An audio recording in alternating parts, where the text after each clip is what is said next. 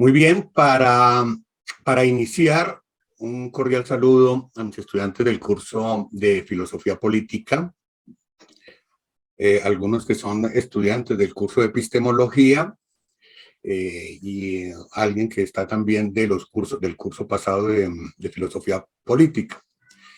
Igualmente, un saludo al profesor Gabriel Restrepo, que lo veo ahí conectado, que nos está acompañando hoy, y a los asistentes en general a esta conferencia del día de hoy. En mis conferencias anteriores hemos tratado el tema de la filosofía política abordada desde la perspectiva de Platón y de Aristóteles. La filosofía política desde la perspectiva de Agustín de Hipona y del cristianismo. Abordamos a Maquiavelo, a Hobbes, a Locke, a Kant y a Marx. Tal vez a otros autores, Hannah Arendt. Ahora mismo no recuerdo los otros. Bien, en el día de hoy vamos a presentar un panorama histórico de esto mismo, pero centrados en la idea del mal. El semillero de investigación que tengo a cargo y que se llama Ethos, está adscrito al grupo de investigación Cibercultura y Territorio de la Escuela de Ciencias Sociales de nuestra universidad. Hemos abordado el tema de modo reiterado en diferentes paneles que ustedes pueden encontrar en YouTube en el canal que se llama Ethos Filosófico. Hemos abordado el tema del mal, por supuesto, comparado con el bien desde una perspectiva moral, pero también en ámbitos sociopolíticos y en ámbitos propios del discurso de la guerra. Bien, producto de esas discusiones, uno de los miembros de este semillero de investigación se ha puesto en la tarea de ahondar en el tema, se ha puesto en la tarea de sistematizar, de seleccionar y de investigar las ideas que propiamente se centran en lo que podría ser el análisis del mal desde una perspectiva fundamentalmente centrada en la política. Y producto de este ejercicio, ha terminado publicando en la revista Diserciones de la Universidad del Quindío un artículo que se titula El mal, cuestión de perspectivas. Y ese será el tema sobre el que nos realizará la conferencia en el día de hoy nuestro invitado especial, al que algunos, por supuesto, ya han visto como participante en los diversos paneles que hemos desarrollado en estos años. Él es Pavel Rodríguez Durango, filósofo egresado de la UNAD, especialista en educación, cultura y política, autor de algunos libros y artículos académicos, gestor cultural y en general un hombre muy activo en el ámbito de la cultura y de la academia real. Pavel, buenas noches y tiene usted la palabra. Profe, muy buenas noches. Igualmente a todos los que han sacado de su tiempo para venir. Veo que es un nutrido auditorio virtual, lo cual me complace muchísimo. Saludar a varios amigos también conocidos, al maestro Gabriel Restrepo, a quien por supuesto siempre ha sido también una guía en este proceso escritural y de investigación. Al amigo Alecto Medici, que viene de la Universidad de los Andes, igualmente también acompañándonos, y a personajes inclusive de reconocimiento nacional. Veo por ahí a Margarita Rosa de Francisco, también estudiante de filosofía de la UNAD, y a todos en general, de verdad, muchísimas gracias por la participación en este conversatorio, en este tema que por supuesto hay que fundar más a partir del criterio del diálogo y máxime, pues con un título que, como bien se anuncia, es una cuestión de perspectiva. El tema del mal con todas las dimensiones que también puede tener. Vamos a tratarlo hoy desde una mirada que va, pues por orden escritural a partir del desarrollo histórico, asumo algunas escuelas del pensamiento, y por otro lado algunas perspectivas y colateralidades, ¿no? Con elementos como la violencia, la injusticia, el sufrimiento, obviamente el componente del poder, y por ello es muy pertinente abordar el tema en una cátedra de filosofía política. Entonces, lo primero que hay que decir sobre este tema es que el mal es polisémico, ¿no?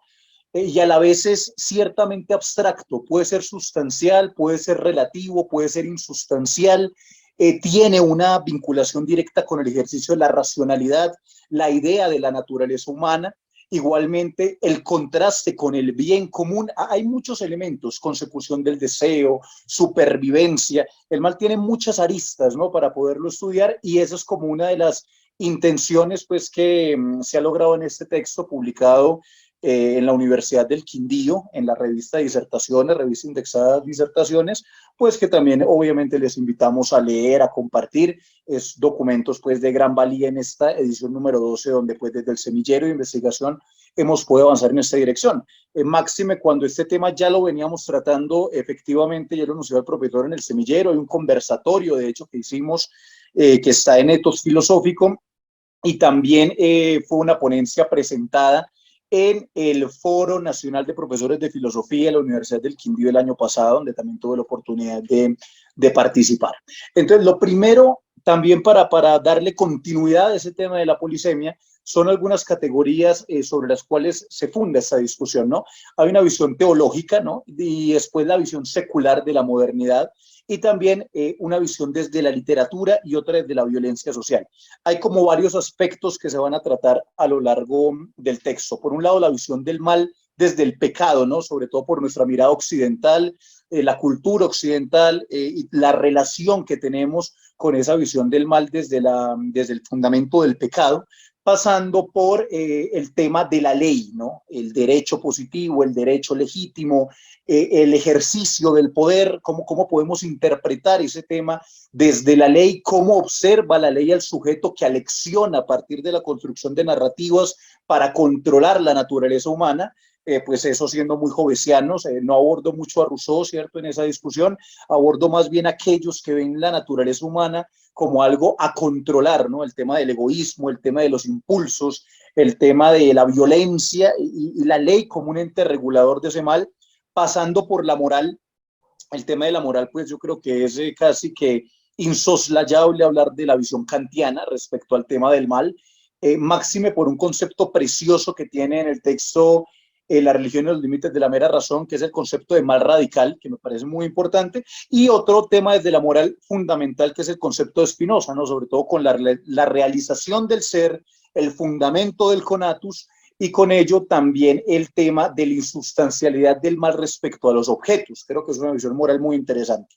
Y pues obviamente yo creo que el ejercicio filosófico, si no aborda su realidad, pues se queda en una pureza teórica que venimos también discutiendo desde hace un tiempo. Yo soy un seguidor con el pensador alemán Ayenbach de que es necesario fundar el tema de la filosofía práctica con la filosofía teórica. Creo que todas estas discusiones densas deben abordar los contextos sociales, deben abordar la realidad local, sobre todo en un país marcado por la violencia más antigua del hemisferio como lo es Colombia. Tenemos un momento también muy complejo a nivel mundial, pues todos somos conocedores del conflicto ruso-ucraniano, de las tensiones en rigor a ese conflicto, del hecho de que tengamos 13.400 bombas nucleares según la ONU. 3 bombas pueden destruir una ciudad entera, es decir, 3 bombas pueden asesinar fácilmente 100.000 habitantes. Tenemos el arsenal nuclear para destruir el planeta. Cómo los avances científicos, las ecuaciones, la física, esto también ha aportado tanto digamos, la masificación de la destrucción masiva. Y pues por supuesto que el ejercicio de la construcción teórica, de la pureza teórica, esté acompañado digamos, hacer esas reflexiones fundamentales sobre cómo estamos, digamos, entendiendo la destrucción, la vida, la hegemonía, los criterios simbólicos, nación, país, Estado, todo eso que creamos y que de alguna forma al defender empieza ese debate entre la defensa del derecho natural y pues la defensa de la legitimidad del derecho positivo. En eso hay una novela muy recomendada, un libro de cuentos, perdón, de Benjamin de la Batut, que se llama Un verdor terrible, hace una serie de cuentos sobre muchos espacios de creación, la relación de la ciencia con la destrucción, y una de las citas que atendía era que no solo se trata del chasquido de un general, no solo se trata de la orden militar o política, también hay dentro de todo eso una construcción de conocimiento que se ha puesto al servicio del poder, y el poder cómo instrumentalizado ese conocimiento para defender qué tipo de aspectos simbólicos, ¿no? Muchos sustentados en anacronismos. ¿Qué es lo que pasa con eso que justifica la muerte, no? Eso que Jonathan Glover decía del siglo XX, que era una larga historia de crueldad, donde hablaba del odio tribal, donde hablaba de la adherencia hacia una ideología, donde hablaba de la responsabilidad personal disminuida, de ese lado oscuro y destructivo, ¿no? Que se vio en el siglo XX y que por supuesto también nos lleva a hacer esa reflexión. 17 a 18 millones de asesinados en la Primera Guerra Mundial, 40 a 60 millones de asesinados en la Segunda Guerra Mundial, los gulags de la Unión Soviética, los campos de concentración y exterminio en la Alemania nazi, sin nombrar el inenarrable horror de Hiroshima y Nagasaki, todo lo que significó los juicios de Nuremberg y Tokio, todo lo que eso también significó respecto a otro gran problema que maneja Durkheim, que es el tema de la conciencia colectiva y la relatividad de la construcción del criterio del mal de acuerdo a la cultura. Es decir, y eso es muy cercano a Spinoza también, cómo lo que para mí es malo, para otro puede ser bueno, y cómo lo que para mí es bueno, para otro puede ser malo. Hablaba con un gran amigo, también sociólogo emérito de la Universidad Nacional, el profesor Boris, y me comentaba de una tradición en el Ártico que culturalmente era muy significativa, que era que cuando los padres ya envejecían, era un acto de bondad llevarlos a morir en el frío ártico para evitar su sufrimiento. Es decir, se llevaban ya ancianos, muchas veces muy enfermos, se dejaban toda una noche en una tormenta de nieve en la exposición y al otro día recogían el cuerpo congelado y eso se celebraba. Era una celebración festiva y un acto de bondad, de caridad de esos jóvenes que llevaban a sus padres a tener esa buena muerte. En Indonesia también vi un caso sobre los cadáveres que se llevaban a ser devorados por los buitres para que el alma se liberara y pudiera volar. Entonces hay una relación entre la cultura y pues sin hablar de la cantidad de escándalos del Oriente Medio, ¿no? Que también se habla de unas prácticas culturales que desde la religión, que desde la propia cosmovisión política, que desde el mismo ejercicio del poder, pues no se consideran nocivas. Y ahí es donde empieza la diferencia entre el concepto del bien y del mal a partir del bien común, pero también a partir de la moral, no solo del territorio, sino también de la época. Uno de los grandes problemas de la globalización y la resistencia de algunas tradiciones, digamos, anacrónicas en algunas conductas de sufrimiento, tiene que ver con la balcanización de algunos países que de alguna forma dicen, no, no me dejo subsumir y sigo con prácticas como la ablación, como el apedreamiento, en fin, una serie de elementos que se siguen justificando desde fundamentalismos religiosos o ahora un caso muy actual, pues de esta semana, que fue el caso del Dalai Lama, ¿no? El tomar a un niño de 11 años, besarlo en la boca y pedirle que le chupara la lengua. Y cómo eso empieza a tener una serie de perspectivismo respecto a lo perverso, a lo malo, a lo oprobioso, cómo se funda desde la religión. Hay una serie de factores muy complejos que, bueno, en el caso de este siglo XX, con todos los dolores, determinó en la Declaración Universal de Derechos Humanos varios fundamentos para que los problemas culturales y los problemas de diferencia epocales y también políticos no afectaran por lo menos derechos universales. Tuvo que ser un avance importante para empezar a determinar, no, hay ya cosas elementales, básicas y sustanciales que no pueden ser de ninguna manera aceptadas, y en ese orden de ideas está la Declaración Universal de Derechos Humanos y la figura de los derechos humanos, que busca precisamente que la cultura equivalente a la moral, ¿sí? La ética, la razón, pero digamos que la visión de la cultura nos permita abordar ese tema desde unos principios humanitarios y por supuesto en la ética, en ese concepto precioso de Weber entre la ética de la responsabilidad y la ética de la convicción, pues asumir cada vez más una ética de la responsabilidad. Es importante la convicción, pero pues muy fundamental una ética de la responsabilidad que también nos permita utilizar la razón en la conducta de cara a que la construcción de conocimiento no degenere en procesos negativos para la humanidad. Esa fue la gran promesa del nunca más después de la Segunda Guerra Mundial. Sin embargo, no ha funcionado la promesa del nunca más. Importante la ONU, no soy de los que descree la ONU, creo que juega un papel importante, pero digamos que la violación sistemática de derechos humanos, bajo todas las máscaras del poder y la destrucción y sobre todo la visión más execrable del poder, que es la eliminación del otro. Digamos que hablando de progreso, ideología, causas sociales, en fin, o sea, el mal por consumo de energía de sí mismo, siempre ha tenido esa perspectiva corolaria que es profundamente tenebrosa, la eliminación del otro, ¿no? Ahí están las largas listas de dictaduras del Cono Sur, Guatemala, Salvador, Nicaragua. Hablamos ahorita de la relación ruso-ucraniana.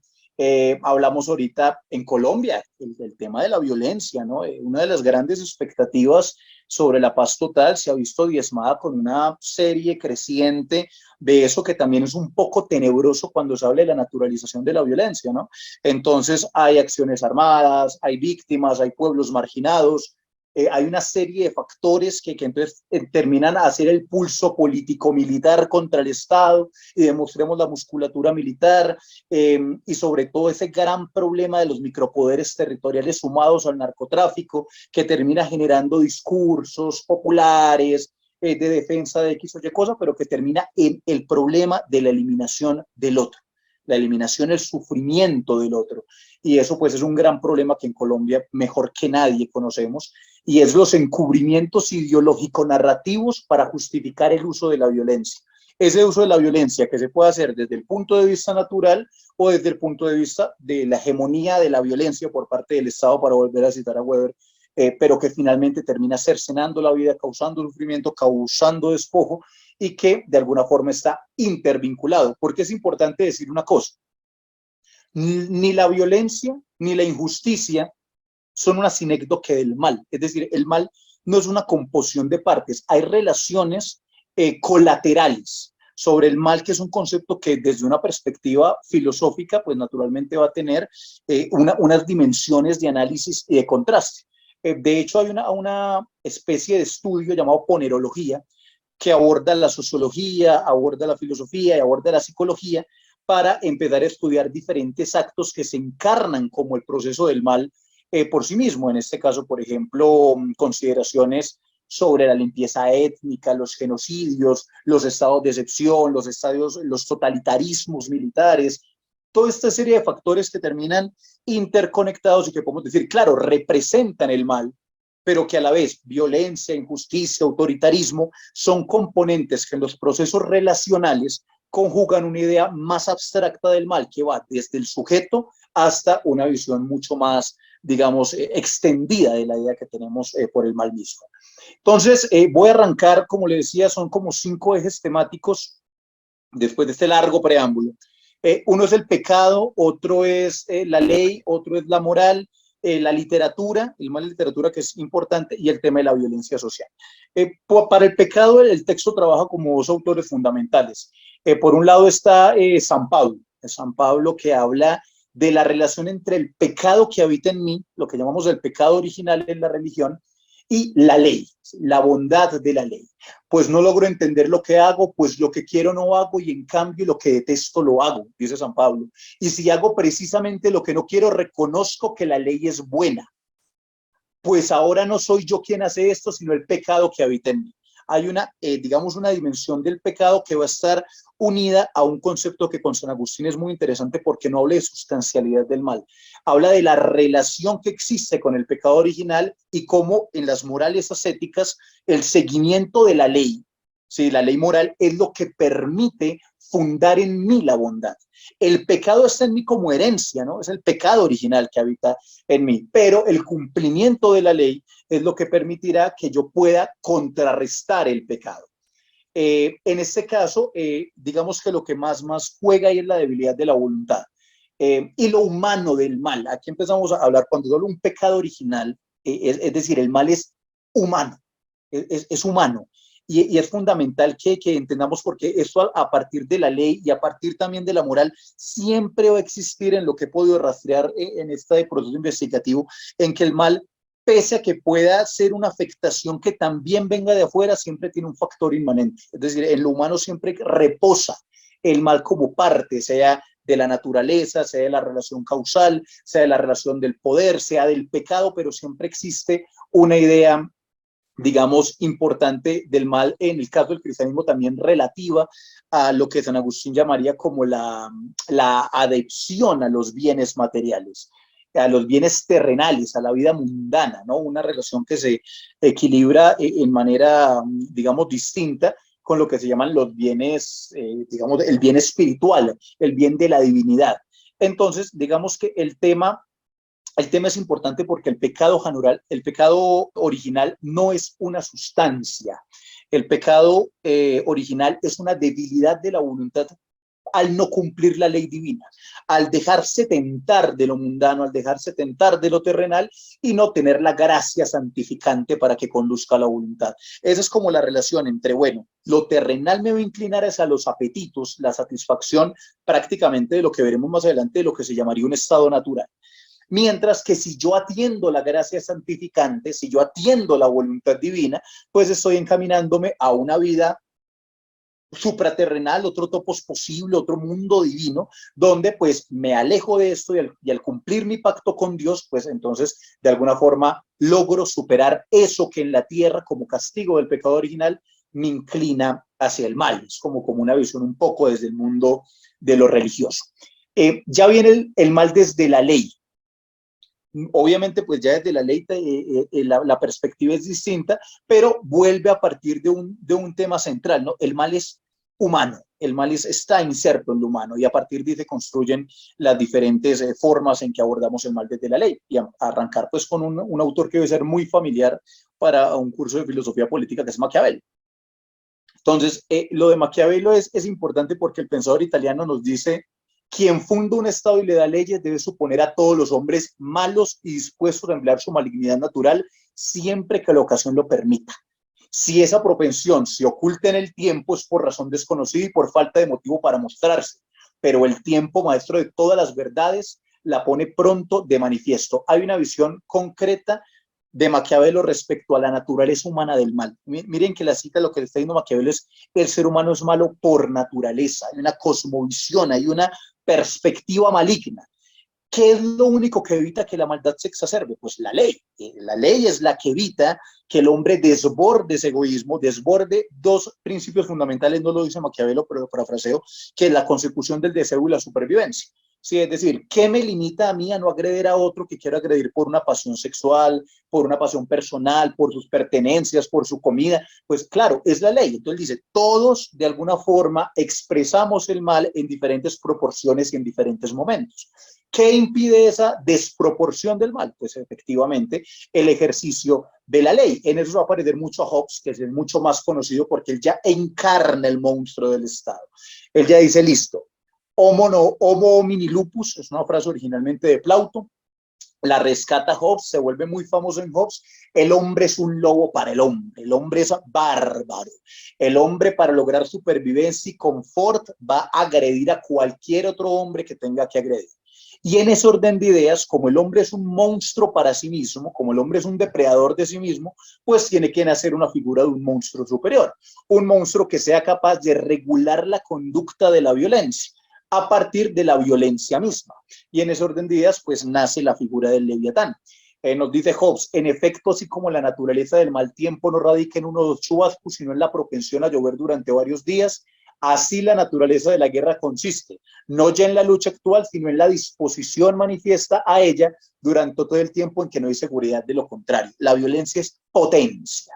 Todo el tiempo hay una potencialidad de la violencia. Y como la potencialidad de la violencia está allí, por eso el Estado debe, digamos, utilizar ese mismo ejercicio para que la violencia pertenezca no solo a la cohesión social, sino también a la posibilidad de defenderse frente a otras formas de violencia que agregan una colectividad. Y pues aquí salto a un autor también muy interesante en esa dirección, que es Schopenhauer, porque Schopenhauer hace un salto de la moral pesimista al derecho. Entonces la moral pesimista parte de dos cosas que son muy interesantes en la visión de Schopenhauer. Por un lado, que los motores de las acciones humanas son el egoísmo y la maldad. Eso nos va a decir también Schopenhauer muy cercano.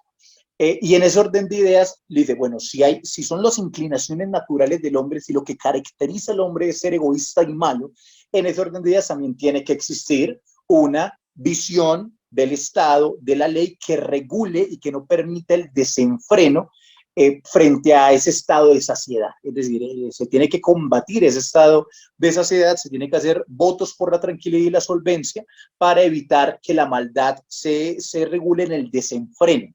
Y en ese orden de ideas, de nuevo, vuelve a ser, digamos, el derecho, vuelve a ser el Estado la cabeza de los principios éticos. Pues Schopenhauer va a decir de los seres humanos que más de uno se maravillaría de ver de qué se compone su conciencia moral. Esta cita es muy interesante para ver cómo Schopenhauer entiende al ser humano, ¿no? Dice, el ser humano considera su conciencia moral espléndida, pero un quinto es un temor a los demás, un quinto es temor religioso, un quinto son prejuicios, un quinto es vanidad, un quinto es indolencia. De tal manera que en el fondo cada uno de nosotros no es mejor que aquel inglés que decía, mantener una conciencia me sale demasiado caro. Miren cómo Schopenhauer aborda el tema del temor religioso, del temor a los otros, de los prejuicios, de la vanidad, del no. Eso es lo que compone lo que denomina Schopenhauer una conciencia moral. Es decir, no tiene una confianza en que una conciencia moral sea reguladora de la conducta por sí misma. Y en ese orden de ideas, como no hay una conciencia moral que regule la conducta, pues apela al ejercicio del derecho. Y de aquí vamos a saltar a una visión diferente, muy diferente, pero que también tiene un elemento importante a tener en cuenta, y es el tema de Kant, es decir, la visión del mal desde la moral. Y dentro de eso hay un concepto muy importante aparecido en la religión dentro de los límites de la mera razón, que se denomina el mal radical, es decir, hay una pelea de la razón contra sí misma para inclinar la voluntad hacia el ejercicio del bien. Y para eso es importante hablar de posturas imperativas, por eso habla de bueno, en este caso fundamentalmente el imperativo categórico, porque la razón lucha contra sí misma, contra una visión seminal del mal, el mal radical, es el concepto que él maneja, y para eso también nos invita a que hagamos uso de la idea del Willkür, no sé cómo se pronunciará en alemán, el profesor Gabriel sí debe tener mucho más idea de las pronunciaciones en alemán, que es la capacidad de resistir a nuestras pasiones, la capacidad de soportar los impulsos, porque cuando la razón puede combatir contra esa esencialidad del mal radical, es que se logra la diferencia contra los animales en función de la reacción ante inclinaciones y apetitos. Esto lo llama Kant también libertad negativa. Entonces, hay un tema importante en Kant y él lo va a denominar como el amor propio. Cuando hay un amor propio desbordado, que me impide el incumplimiento de la ley moral, yo estoy actuando en libertad negativa, es decir, estoy actuando en función de mis instintos y apetitos y por tanto estoy actuando malvadamente, estoy actuando mal. No dice Kant que el amor propio sea mal, no hay una idea de que Kant dice que quererse a sí mismo, que tratar de satisfacerse sea malo, pero sí que todo ejercicio de amor propio tiene que estar supeditado a la ley moral. Cuando se actúa en función de la ley moral en tanto imperativo categórico, entonces pues podemos hablar de una disposición hacia el bien. Antes pues no, sería inviable que se pueda asumir que por cumplir mi amor propio yo afecte a los demás.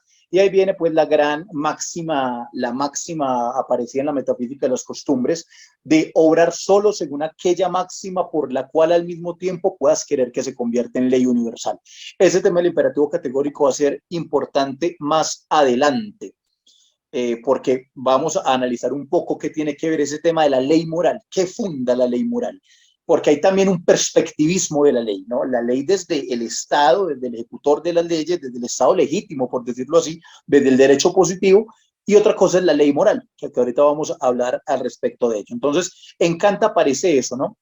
Es la razón luchando contra sí misma para que la inclinación de la voluntad se aleje de la naturaleza de los impulsos y los deseos. Es la razón reproduciéndose, digamos, a sí misma para poder actuar éticamente dirigido hacia la consecución del bien y el cumplimiento de esa máxima del imperativo categórico, ese arquetipo moral. Y por otro lado está Spinoza, también desde este punto de vista de la moral, que me parece importante por una visión en algunos puntos aproximada y en otros puntos distante, que tiene que ver con la concepción del bien y el mal a partir del sentido relativo. Es decir, las cosas son buenas o malas de acuerdo a la afectación, no a la sustancialidad. Nos dice Spinoza, por lo que se refiere al bien y el mal, tampoco ellos indican nada positivo en las cosas. Es decir, consideradas en sí mismas y no son más que modos de pensar o nociones que formamos a partir de las cosas entre sí. El bien y el mal no es que no exista, sino que no es sustancia. Los objetos no son por sí mismos malos, son las afectaciones que le suceden al sujeto. Y bajo esas afectaciones es que es el sujeto quien determina si las cosas son buenas o malas. Y volviendo un poco a lo que hablábamos hace rato, Durkheim, en Spinoza vuelve a eso, ¿no? Una cosa que para mí es mala, para otro puede ser buena. Y es donde nace el tema del enriquecimiento del conatus, ese concepto que para Spinoza es la realización del ser, ¿no? Entonces nos dice Spinoza, toda aquella objeto externo o acción que me permita crecer en mi ser, que me permita cumplir mi desarrollo, mi autorrealización, pues es positivo para mí, porque está contribuyendo a mi conatus. Todo lo que no lo sea, pues va a detrimentar mi conatus. Esa acción mala él también le llama pasión triste. Y va a encontrar la virtud de Spinoza en función de decir, todo lo que constituya mi conatus me habla de una virtud, de una voluntad fuerte. Cuando yo me someto a las pasiones tristes, tengo una voluntad débil. Y si tengo una voluntad débil, pues entonces me degrado y ejerzo el mal. La diferencia entre Kant y Spinoza básicamente es eso. Spinoza nos dice que la debilidad o la fortaleza de los cuerpos, la virtud es la que me permite determinar en el uso de la razón el crecimiento de mi conatus. Digamos que en Kant no existe esa contingencia. El ser humano como ser racional no se sujeta a ninguna circunstancia para practicar el bien. Su naturaleza racional le debería permitir sin ningún problema sujetarse al tema del bien. Bueno, sigo avanzando, no sé si estamos mal de tiempo, me avisa por favor. Otra perspectiva importante que me parece desde otra mirada es la visión desde la literatura. Para ello elegí un texto llamado La literatura y el mal de George Bataille. Ahí trata varios autores, Emily Bront, Marqués de Sade, William Blake, pero digamos que me llamó mucho la atención el énfasis que él hace sobre la visión del mal en Baudelaire, porque ya se dista, ya no es el Estado, ya no es la moral, ya no es lo externo, ya no es el otro, sino que hay una apófasis profunda, hay una negación absoluta, hay un desdén por el porvenir, hay un consumo de energía a partir del placer. Y esa idea del consumo de energía, del desgaste de energía, no en el bien del otro, ni en los otros, no, esa intimidad se viene construyendo a partir de ese concepto que plantea Bataille en voz de Baudelaire. En este caso, es el mal por el mal mismo, ¿no? La inclinación al mal que nos habla Baudelaire en voz de Bataille es el desdén por toda forma de porvenir. El futuro, el trabajo, las normas, el poder adquisitivo, el éxito económico, eso no constituye digamos, un problema fundamental para el hombre que se consume a sí mismo en el mal, que se desgarra a sí mismo en el mal. En este caso, el placer, la negación del derecho, el estado de naturaleza, el deseo, la satisfacción, la llenura, la gula, eso es lo que finalmente constituye el mal frente a alguien que no se preocupa por otro, alguien que no se preocupa por una vida productiva y satisfecha, sino que se relaciona, en Baudelaire se utiliza la expresión puntualmente de Satanás, de Satán, para superar la trascendencia de la obligación. Es decir, se rechaza categóricamente la obligación, se defenestra de una vida de satisfacciones en términos de trabajo, bueno, de éxito, por decirlo así, y hay un placer y una reflexión y una producción a partir de la vida insatisfecha. Hay una exaltación de la angustia. Por eso diría Baudelaire, ser un hombre útil siempre me ha parecido algo terrible. Es decir, la entrega al mal no es un problema que surja como una antítesis, no es un problema maniqueo, es una elección. En el caso de la elección, cómo yo elijo la angustia, cómo yo elijo la miseria, cómo yo elijo el desgarramiento del sujeto para construir la obra, cómo me asumo en esa intimidad con Satán, con mi yo negativo, por decirlo de alguna forma, para no tenerme que preocupar, me defenestro de cualquier idea de porvenir y toda mi construcción nace del consumo de energía por el placer. Esta idea me parece muy interesante en Baudelaire porque pues es un mal que ya no está tan relacionado con la política, ni con la moral, ni con los otros, ni siquiera con el debate maniqueo de qué considero bueno o malo, sino que el mal es una elección. Es el desahucio frente al mañana. Es, digamos, fracturar la paradoja del instante, ¿sí? Y eso me parece que es muy importante porque le da un contenido muy distinto al tema de esta discusión.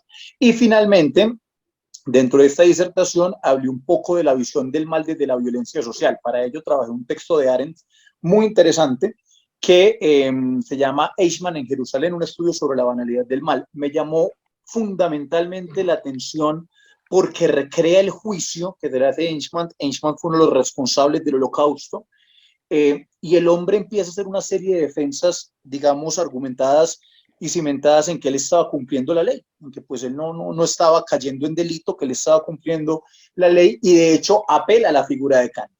Es un tema importante porque él habla Eichmann llega a decir en el Holocausto como responsable que él estaba actuando basado en el imperativo categórico. Y él termina diciendo, con mis palabras acerca de Kant, quise decir que el principio de mi voluntad debe ser tal que pueda venir en principio de las leyes generales. Llega a contestar Eichmann en el momento donde se le juzga, él dice, no, yo estoy actuando conforme a la ley, conforme a los objetos de la ley y conforme a la idea que nosotros tenemos de lo que es bueno, ¿no? De lo que se está haciendo en función de nuestro tema racial, de nuestro, bueno, todos los escandalosos conceptos que nacen de la Alemania nazi.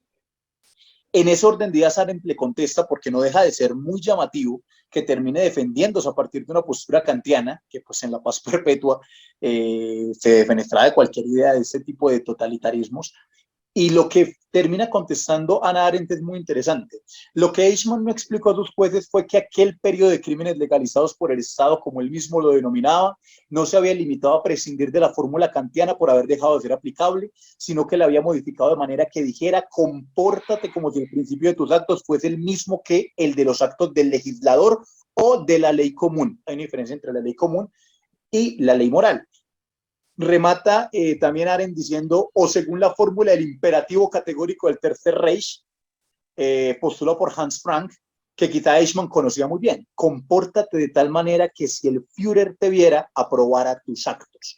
Aquí hay una diferencia muy marcada entre lo que Kant planteaba, como Arendt lo interpreta, y lo que Eichmann decía respecto al obedecimiento de la ley. Una cosa es la ley común, una cosa es el derecho, una cosa es el Estado que emana la ley y el cumplimiento recto de la ley. Otra cosa es la ley moral, que en el caso de Kant habla es de que cada sujeto puede ser fundador de la ley. Cada sujeto funda la ley a partir de lo que considere que es el universal para los otros, basado en un aspecto de justicia, no sufrimiento, respeto, no desaparecer la figura o no exacerbar la figura del dolor. Cada hombre es un legislador universal en el momento en que funda su imperativo categórico en función de los demás. Y eso es importante porque no se trata del atendimiento a una ley construida a partir de un Estado, sino a la ley moral que debe fundar esa obra de correspondencia con los otros en función de evitar toda forma de sufrimiento. Entonces, es importante también ese elemento. Hay un elemento pues que ya en términos de la violencia social también toco de Colombia, y es que el tema de los movimientos sociales, cívicos, comunitarios, que empiezan a tener una identidad con los actores en armas, ¿no? Sea estatales, paraestatales, insurgentes, vinculados al micro o macrotráfico, porque hay una narrativa discursiva que no se preocupa dentro de una construcción social cuando es el poder ejercido de la violencia entre teoría y práctica, ¿sí? Hay muchos que continúan sosteniendo discursos populares, bueno, en fin, de reivindicación, de defensa del Estado o de defensa de la ciudadanía, y siguen con el tema de la muerte, del diálogo, del acallamiento de las víctimas, de muchas formas de violencia, ¿no? Otra vez la responsabilidad personal disminuida, la tergiversación retórica, y como en muchos sectores de Colombia la identidad con esos actores no tiene que ver ya por un discurso político, sino por un discurso de fuerza. Es decir, ya como yo me suscribo, milito, me organizo, me adoctrino en funciones del poder, ¿no? Y no solo de que no ejerzan el poder contra mí, sino sentirme parte de ese poder que puede agredir a otro. Y esa parte simbólica es, por supuesto, también un elemento muy complejo que se reduce a algunas preguntas, ¿no? Por ejemplo, ¿se puede ser leal a un Estado, una práctica que legalice el crimen? ¿La lealtad se debe al poder de facto de forma crítica o hay algunos criterios de reflexión amplios, abstractos, sobre verdad, justicia y libertad? ¿Cuáles son las retóricas? Son retóricas cerradas, herméticas, que no permiten, digamos, so pena del ejercicio de la violencia y la fuerza, poder, digamos, dialogar y transformar y tratar de conectar esa de todas las escuelas del pensamiento que han planteado la verdad, esa conexión entre el hecho y el resultado. Hay muchos debates que se podrían dar en ese tema cuando existe desplazamiento, sometimiento, cancelación y muerte, que nos tendrían que llevar también a reflexionar mucho y muy hondo sobre el derecho que desborda el derecho, sobre los discursos que legitiman las acciones contra otros, sobre la visión moral, sobre el consumo del placer por sí mismo, sobre la naturaleza humana y una serie de factores pues que sería pues un objeto de una mucha más amplia disertación. Digamos que este artículo tiene más una intención sugestiva y en ese orden de ideas y como poner en contraste, ¿no? Desde el pecado, desde la ley, desde la moral, desde la violencia, desde la defensa, en fin, desde el Estado, cómo podemos reproducir todos esos factores que, reitero, no son componentes aleatorios, de alguna forma se conectan, pero se conectan en diversidad de culturas, de momentos, de épocas, de sitios, de cosmovisiones, de conciencias colectivas, ese gran y muy complejo tema que no se puede banalizar, y con esto cierro, de dos temas bastante complejos, la colonización del otro y el tema también relativo a la naturalización de la violencia. Yo creo que en Colombia tenemos un problema grande y yo diría que más que naturalización de la violencia, que es un concepto más social, yo diría que una naturalización del mal. Hay un ejercicio de inclusive de balcanización del país. O sea que en Bogotá, puede, por ejemplo, ahorita antes de empezar esa conferencia estaban tirando papas bombas. Yo vivo al frente de la Universidad Nacional aquí en Bogotá y pues casi que no me deja el ruido de las papas bombas ahorita, los golpes, y usted empieza a contrastar, bueno, que hay una retórica violenta que afecta aquí, pero son muchas preguntas. Los 8.000 estudiantes de la Universidad Nacional que viven en rincones del país que no se pueden sostener en Bogotá y en este momento tuvieron que volver a sus casas, cancelar semestres, la cantidad de personas que requieren del transporte público para movilizarse a sus trabajos. ¿Cómo muchas veces las acciones que ejercemos, no importa que afecte a los demás, siempre y cuando mi retórica justifique la acción y que la justifico con la violencia para seguir sustentando retóricas? Y cómo eso se relaciona con el mal, con la injusticia, con el sufrimiento, con la desconsideración, en fin, todas esas relaciones causales que existen en torno a este tema, que por supuesto la intención es que lo podamos seguir conversando. Así que, profe, asistentes, muchísimas gracias por la escucha, espero no haberme extendido de más y quedamos pues atentos también a cualquier consideración. Gracias, Pavel. Bueno, le voy a pedir a las personas que quieran hacer una participación, levantar la mano ahí en el espacio para identificar quiénes.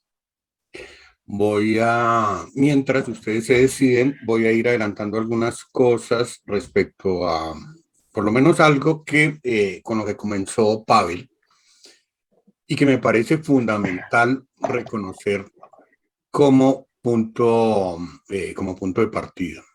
Pavel dice que el mal siempre es humano, siempre es humano. En ese sentido, yo quisiera señalar precisamente que es un asunto moral al que el mundo de la naturaleza eso no le preocupa. No es un asunto del mundo natural o del mundo de la naturaleza. Por ejemplo, se lo he comentado a Pavel varias veces, yo hago esa precisión una y otra vez con mis estudiantes en general, porque es importante que lo identifiquemos. Por ejemplo, un depredador que mata a una presa puede parecer malvado, pero para el depredador es simplemente una forma de obtener alimento y una forma de sobrevivir. Lo hemos visto en algunos videos, seguramente ustedes los han visto, como varios animales depredadores se comen a su presa viva y a uno le parece terrible desde su perspectiva de lo humano, ¿cierto? Quizás desde su perspectiva de víctima también. Seguramente si un psicópata tiene la perspectiva de ser el depredador, pues no le parece tan terrible. Digamos que en ese mismo sentido un virus, una bacteria que causa una enfermedad, pues le podemos decir malvado. El COVID-19 era malvado. Pero para el virus o para la bacteria simplemente esa es su forma de sobrevivir, una forma de reproducirse, una forma de propagarse. Es lo que tiene que hacer, ¿cierto? Como un ser biológico. Y en ese sentido, la cuestión del mal en el mundo de la naturaleza es una cuestión de perspectiva y valoración, recuperando el título de su ensayo, Pavel. ¿Qué hay de ese tema? O sea, yo pienso que el punto de partida realmente del tema es, esto es humano, es el mal, tiene que ver, tanto el bien como el mal tiene que ver con una perspectiva que es un discurso humano, además, un discurso. Exacto, profe. Yo creo que el tema fundamental es ese, ¿no? El mal es humano. Digamos que volviendo a ese debate del estado de naturaleza y bueno, también por supuesto fundando todo el papel de la razón, el tema del mal finalmente en los animales no existe porque no hay conciencia moral, tampoco ni moral como cultura, ni ética, ni simbolismo, ni tienen una cosmovisión de un estado, ni se defienden con una guerra, porque todos esos son imaginarios, ¿no? Son conceptos. Defender un país, defender un territorio, Rusia expandiéndose en Ucrania, también contestando Finlandia, Polonia. Todo eso son conceptos que, bueno, la gran riqueza mística del lenguaje. Pero en nuestra entendida es esa agresión a los demás cuando no está justificada, digamos, en fundamentos tanto de la supervivencia como bueno, lo que se denomina en el estado natural la defensa de un territorio por recursos de accesibilidad, pues no se pueden considerar mal porque no hay conciencia moral, ¿no? De alguna forma, es un espacio donde los animales se suscriben a una naturaleza. ¿Qué es lo que se juzga como malo respecto al estado de naturaleza? Cuando la razón no es capaz de superar ese estado de infancia, digamos de alguna forma de precariedad, y es donde la razón viene a decir, bueno, es que la razón tiene que fundarse a partir de superar esos impulsos, ¿sí? Pero el gran problema es que la razón también se ha instrumentado, por eso hablamos un poco de lo que planteaba la Batut, en que, por ejemplo, ¿qué pasa cuando los avances científicos, lo que Grothendieck temía que era tocar el corazón del corazón, el saber último, por ejemplo, el descubrimiento del funcionamiento de la bomba atómica, fue un gran avance matemático, físico, ¿no? Es un avance que demuestra el más puro ejercicio de la racionalidad, desde los avances del pensamiento. Pero se utilizó ¿para qué? El descubrimiento de la pólvora, de las armas, y cómo todo esto, cuando la razón no se vincula a superar los estados de eliminación del otro, sino que empieza antes a generar condiciones para hacerlo, es lo que hace que el mal se acune en la razón. Y ese acunamiento del mal en la razón sí lo hace estrictamente humano. Y es precisamente eso, es no superar el estado de naturaleza de cancelación, de sometimiento, de sufrimiento, de muerte del otro. En este orden también el tema de la eliminación del otro por placer, ¿no? Es decir, el consumo de energía por acceso al placer es lo que empieza a decir, bueno, el mal está presente en ese tipo de situaciones cuando la razón se instrumentaliza hacia esa dirección. Creo que esa es la gran diferencia entre un estado natural pensado en los animales y un estado natural pensado en el hombre como sujeto racional. Bien, esperando, insisto, si hay preguntas, Por acá veo que el profesor Gabriel dejó una pregunta, profe. a ver. ¿La tiene en pantalla? A ver, la voy a leer. Sí, ya me di cuenta. Listo. La guerra, dice el profesor Gabriel, la guerra no es demostración de la persistencia del mal, lo cual es muy pertinente porque en algún momento lo discutimos, Pavel, eso no es sinónimo, ¿sí? Guerra y mal. Pues el imperativo categórico es allí la obligación de matar al enemigo. De ahí la obsesión de Kant por perseverar en el ideal de una paz perpetua. ¿No hay allí un fundamento cardinal para pensar la paz plena? ¿Cómo la filosofía teórica puede en su dimensión práctica iluminar este trance de Colombia entre las endémicas violencias? Allí luce como idea motriz la de una nueva ruta libertadora por la paz, la educación y la cultura, y la propuesta de Simón Bolívar de instituir la educación con cuarto poder público para cuidar y cultivar la moral pública y privada que es donde duele Colombia en lo pequeño y en lo mediano y en lo grande. Bien, ahí esbozo el tema de un segundo ensayo, querido amigo, según pasos que hemos dado en casi 10 años de soledad. Hay un punto importante, pues el profesor Gabriel es profesor emérito de la Universidad Nacional, sociólogo, escritor, y coincidimos en un territorio que, a propósito de la guerra, y pues lo decíamos a lo largo de la exposición, no, la guerra ni la injusticia ni el sufrimiento son, digamos, abstracciones del mal, ni son sinécdoques del mal, no son el todo por la parte, pero siempre hay una relación, digamos, causal y final respecto a los actos de crueldad y maldad. Pero pues con el profesor Gabriel tuvimos la oportunidad de trabajar 7 años en Arauca, más puntualmente en Arauquita, más puntualmente en La Esmeralda. La Esmeralda es un corregimiento de Arauca donde la fuerza pública tiene prohibido entrar. No puede patrullar un policía ni un militar. Es decir, todo el poder está sujeto, digamos, a las insurgencias y a la misma guerra entre insurgencias que existen. Y pues de hecho yo soy desplazado de Arauca por el ejercicio periodístico y el profesor Gabriel también por complicaciones pues también dejó de trabajar durante unos años allá. Entonces, el tema de lo que plantea el maestro Gabriel respecto a cuál es el papel de la filosofía teórica en esta discusión sobre superar el mal. Yo creo que ahí de una vez está una afirmación y una respuesta, ¿no? Hay un discurso que lo ha trabajado ampliamente el profesor Gabriel, se llama el discurso de Simón Bolívar ante el Congreso de Angosturas, no tan famoso como la Carta de Jamaica, que vuelve al debate de las agresiones externas y que nos tenemos que defender, el mismo justificante, el fundante de sentido a partir de la fuerza, sino que en ese discurso de Simón Bolívar ante el Congreso de Angosturas habla del cuarto poder público, y ese cuarto poder público es la educación.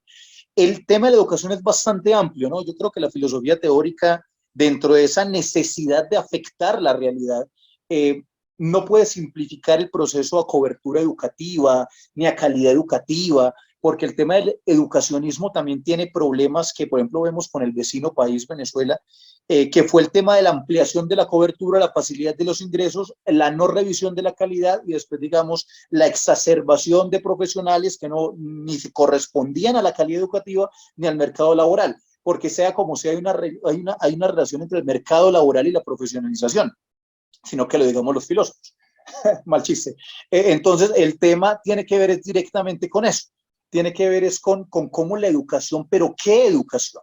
Si la educación se funda como un poder público, ¿cómo actúa en el ejercicio no solo de la adquisición y transmisión de conocimientos, sino la transformación de ciudadanías? ¿Qué educación tenemos en Colombia? ¿Qué tanto se parece el aula a la jaula? ¿Qué relaciones hay, muy a la ausencia de Foucault, entre la escuela, el hospital, el manicomio y la cárcel, ¿no? Y cuáles son los modelos de adoctrinamiento, de reproducción del Estado, que se da desde muchos puntos de vista educativo. El tema de la calidad educativa, qué docentes tenemos, cuáles son los procesos de cualificación, en fin, el hacinamiento de aula. Hay unos problemas tanto estructurales como epistemológicos, si se quiere, dentro de lo que conocemos como educación, que por supuesto urge transformar con el fin de descapitalizar la violencia, no solo fáctica, sino simbólica, a partir de la transformación de las pasiones tristes, para volver al concepto spinoziano, ¿no? Permitir que exista una construcción de imaginarios simbólicos que nos permiten superar la naturalización de la violencia.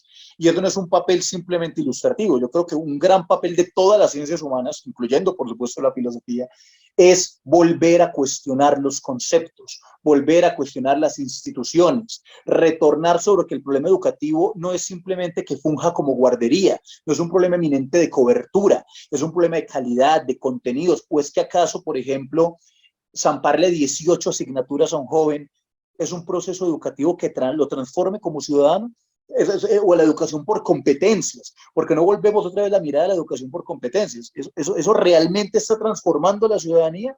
¿Cuánto tiempo lleva el proceso y qué tipo de producción ciudadana estamos teniendo en función de eso? Porque el 70% de los colegios privados en Bogotá ahora exigen que el inglés sea una lengua prácticamente nativa para docentes y para estudiantes. Hay una serie de reflexiones sobre los objetos instrumental laborales de la educación que se están dando precisamente en esa dirección. Pues ahora carreras como filosofía, sociología, antropología están sufriendo una crisis bárbara de ingresos de estudiantes por la relación con el mercado laboral. Entonces sí creo que todo eso implica desde la filosofía una reflexión mucho más honda sobre el concepto de educación. Gracias, Pavel. Bueno, voy a darle la palabra primero a Lecto y después a Margarita, pero antes quisiera hacer una acotación a este asunto que me ha llamado la atención. Hace más de 20 años, posiblemente 30 años, Gabriel fue profesor mío en el Hospital de la Ortúa. específicamente donde tratan a los loquitos. Eso. Un buen lugar para encontrarse. Efectivamente. Y como yo era loquito, no tanto, no, en ese tiempo era mucho más loco.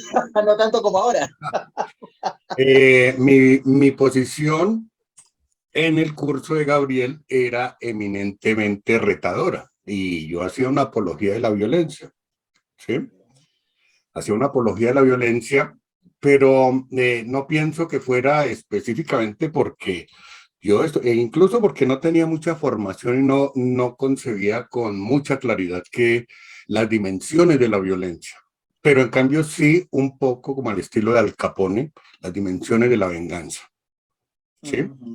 Que era como yo lo veía, de pronto las dimensiones de la justicia por mano propia. Yo era estudiante, Gabriel era profesor, y mi perspectiva era los que tiraban, perdón, los que tiraban piedra y se ponían capuches y esas cosas.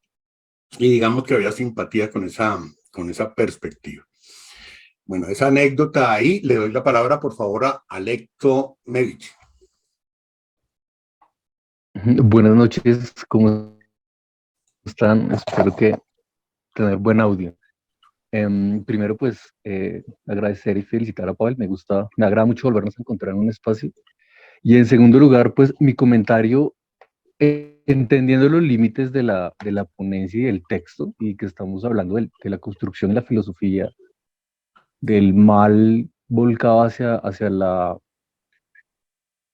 el problema moral que implica. Yo creería que también es importante llevar a nuestro amigo Schopenhauer un poquito más allá y poner el dedo en la llaga en la idea de que el mal es humano.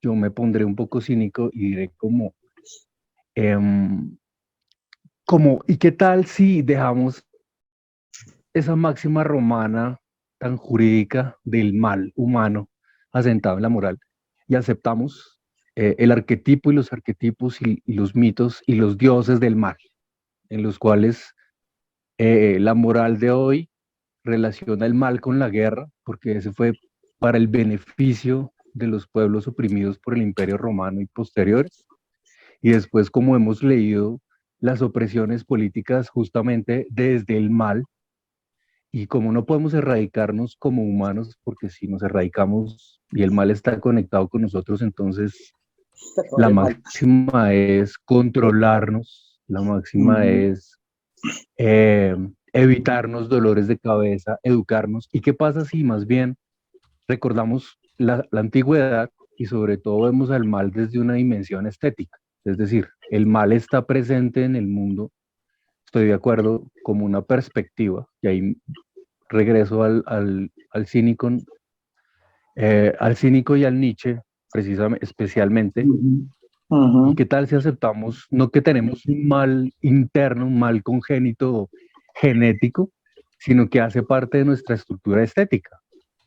Y que nosotros construimos esa estructura estética del mal para explicar, por ejemplo, para resolver la tragedia, que en la tragedia griega el mal ocurre no porque sea humano, sino porque hace parte de las dinámicas de la naturaleza y del mundo.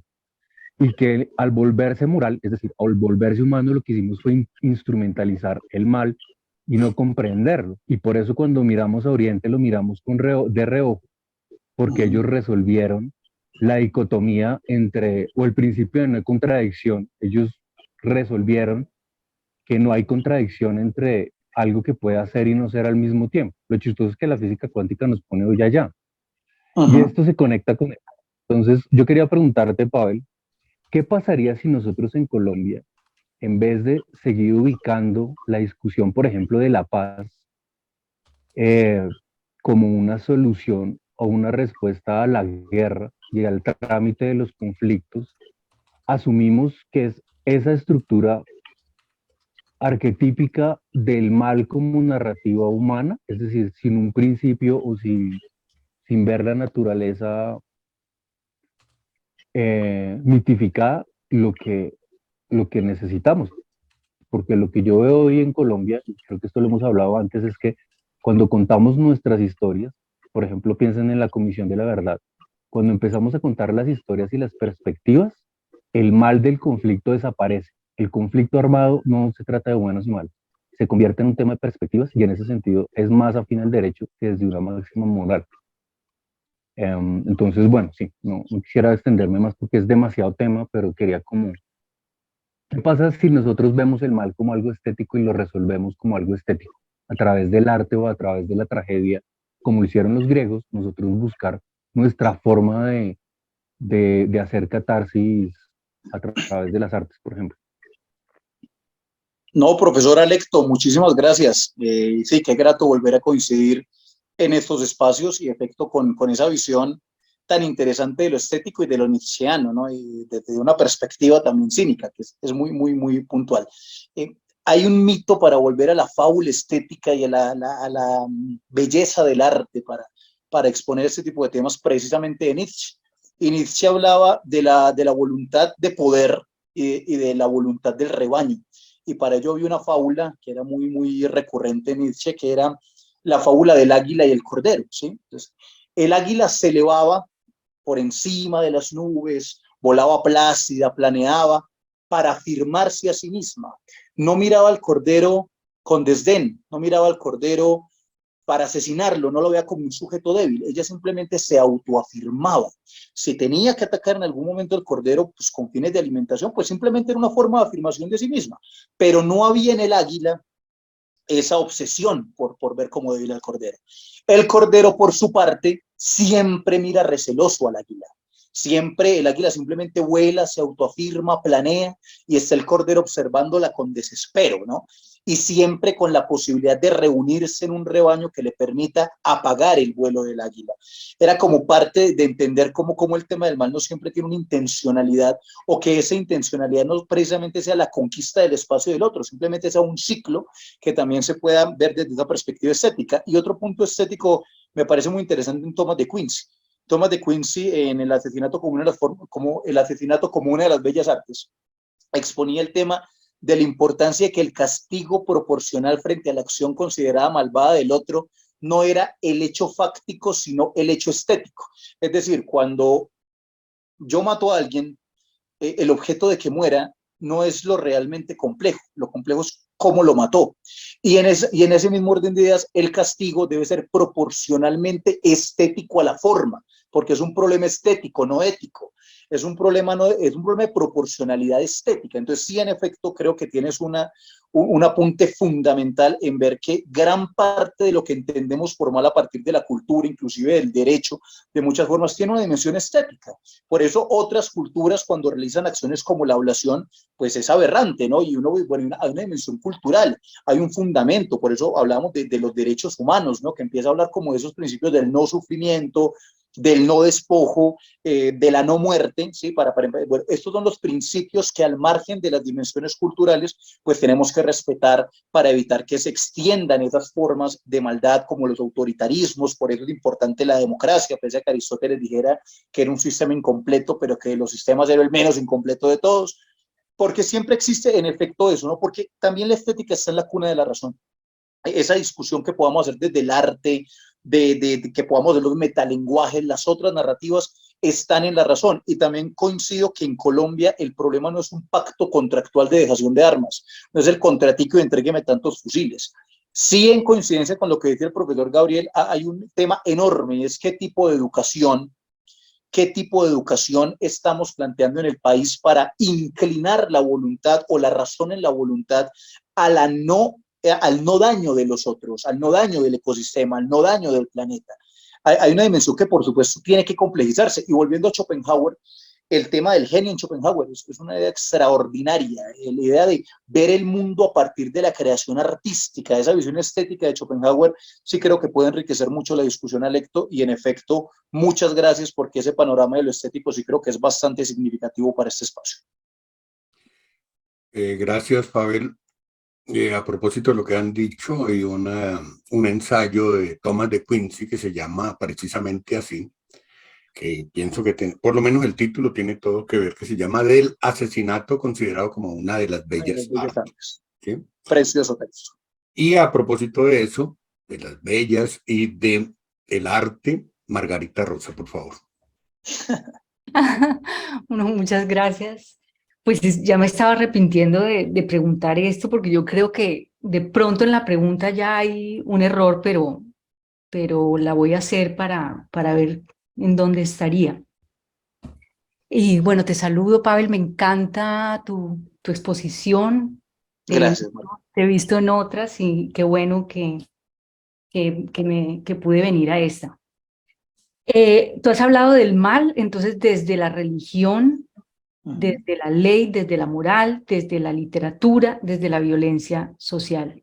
Y yo quiero preguntar si hay algún filósofo que haya trabajado el mal, el origen del mal, algo que esté anterior a todo esto, algo que yo de pronto estaría utilizando mal aquí el término, algo que esté basado como en la mismidad del yo, o sea, el yo como origen del mal y el yo como aquello que quiere permanecer siendo tan igual a sí mismo que no admite al otro, que yo pienso que para mí comprendería mucho más que el simple egoísmo como estado de naturaleza.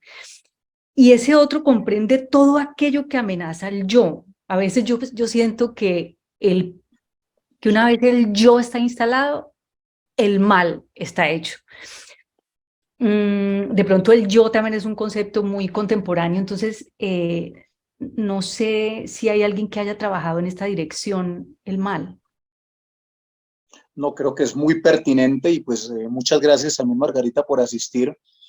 Hay un concepto importante, en efecto, ese concepto del yo, y se lo vemos al maestro Gabriel, que ojalá todavía esté conectado. El maestro Gabriel, a través de una teoría que ha cultivado por los últimos 30 años, llamada teoría dramática y dramática de las sociedades, hizo una descomposición del yo que me parece tan sencilla como sublime, I-O. ¿Sí? El yo tiene esa relativización del I, es decir, como suma, y también el O como relativización del sujeto. Entonces sí creo que en efecto cuando hay una invasión del I-O, ¿sí? cuando no es ni conjunción ni relatividad, se puede sentir el otro como una amenaza.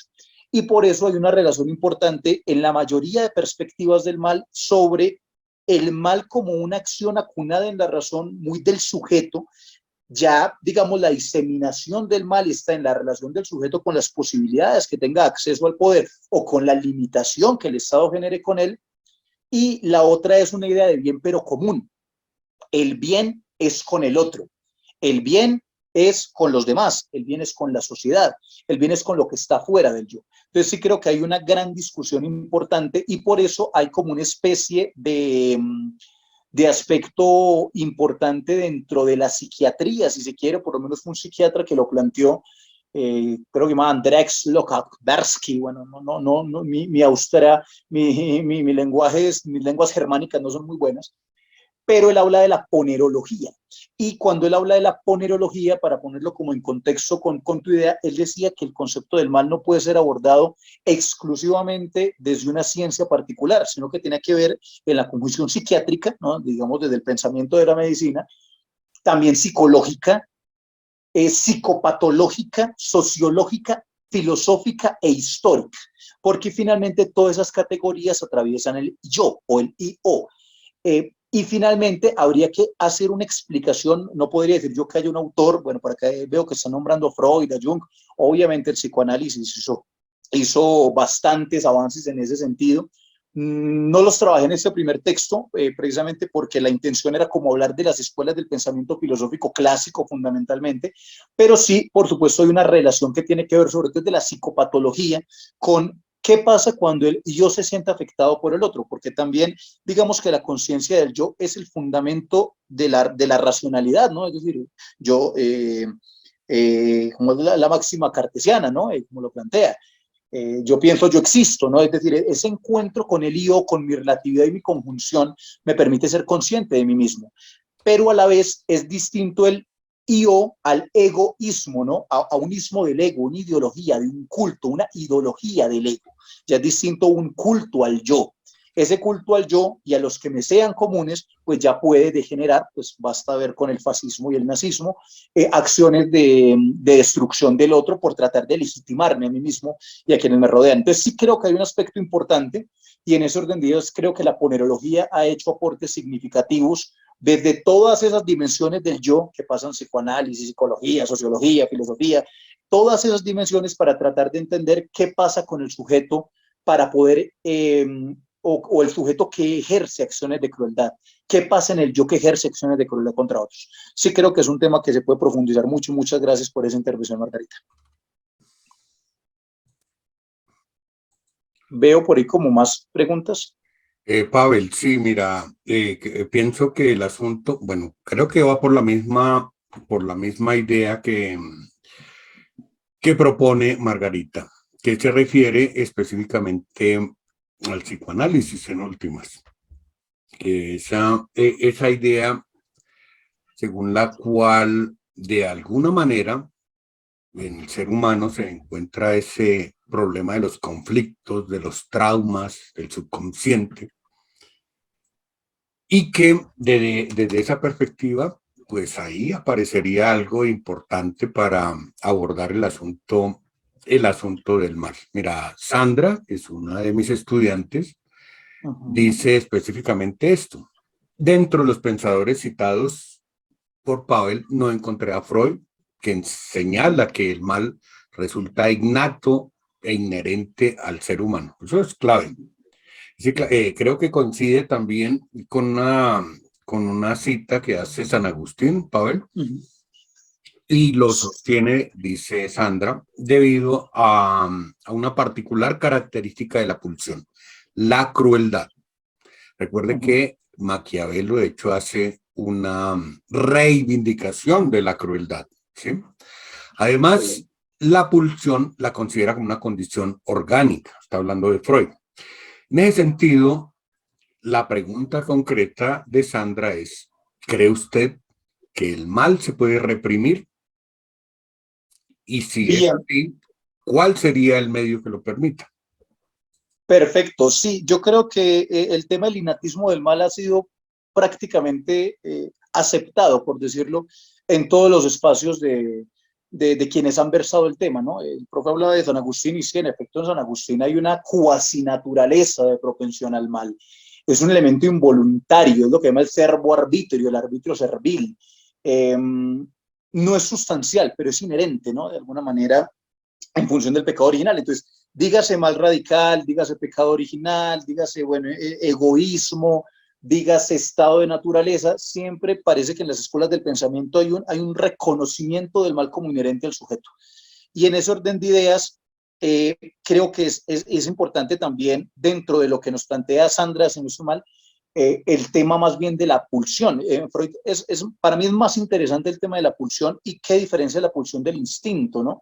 Creo que eso sería importante ampliarlo porque pues una cosa son los pulsos, la crueldad, los pulsos como tal, en lugar de, digamos, simplemente el instinto, porque el pulso también tiene esa relación con la conducta racionalizada. Entonces, es importante. Ahora, respecto a cómo reprimirlo, yo veo que todos parten de un proceso fundamental. Si el mal nos es inherente, sea por cualquiera de las causas metafísicas o del Estado, de la racionalidad o de la moral, pues siempre, a mí me gusta hablar que la represión siempre parte de algo en lo que Kant es bastante claro, y es el imperativo. A mí la palabra imperativo, con la dureza, con la rudeza, con la taxatividad que se dice, el imperativo, hay imperativos, ¿sí? Está el imperativo moral, ¿no? Creo que es una forma de refrenar el mal. Kant se refiere a él, lo decíamos ahora, como la razón peleando contra sí misma para inclinar la voluntad hacia el bien. Eso es una de las formas de nosotros suspender esas pulsiones, para ponerlo en términos de Freud, a partir de la racionalización de la pulsión y del mal radical para inclinar, siempre como un tema de balanzas con la voluntad, ¿no?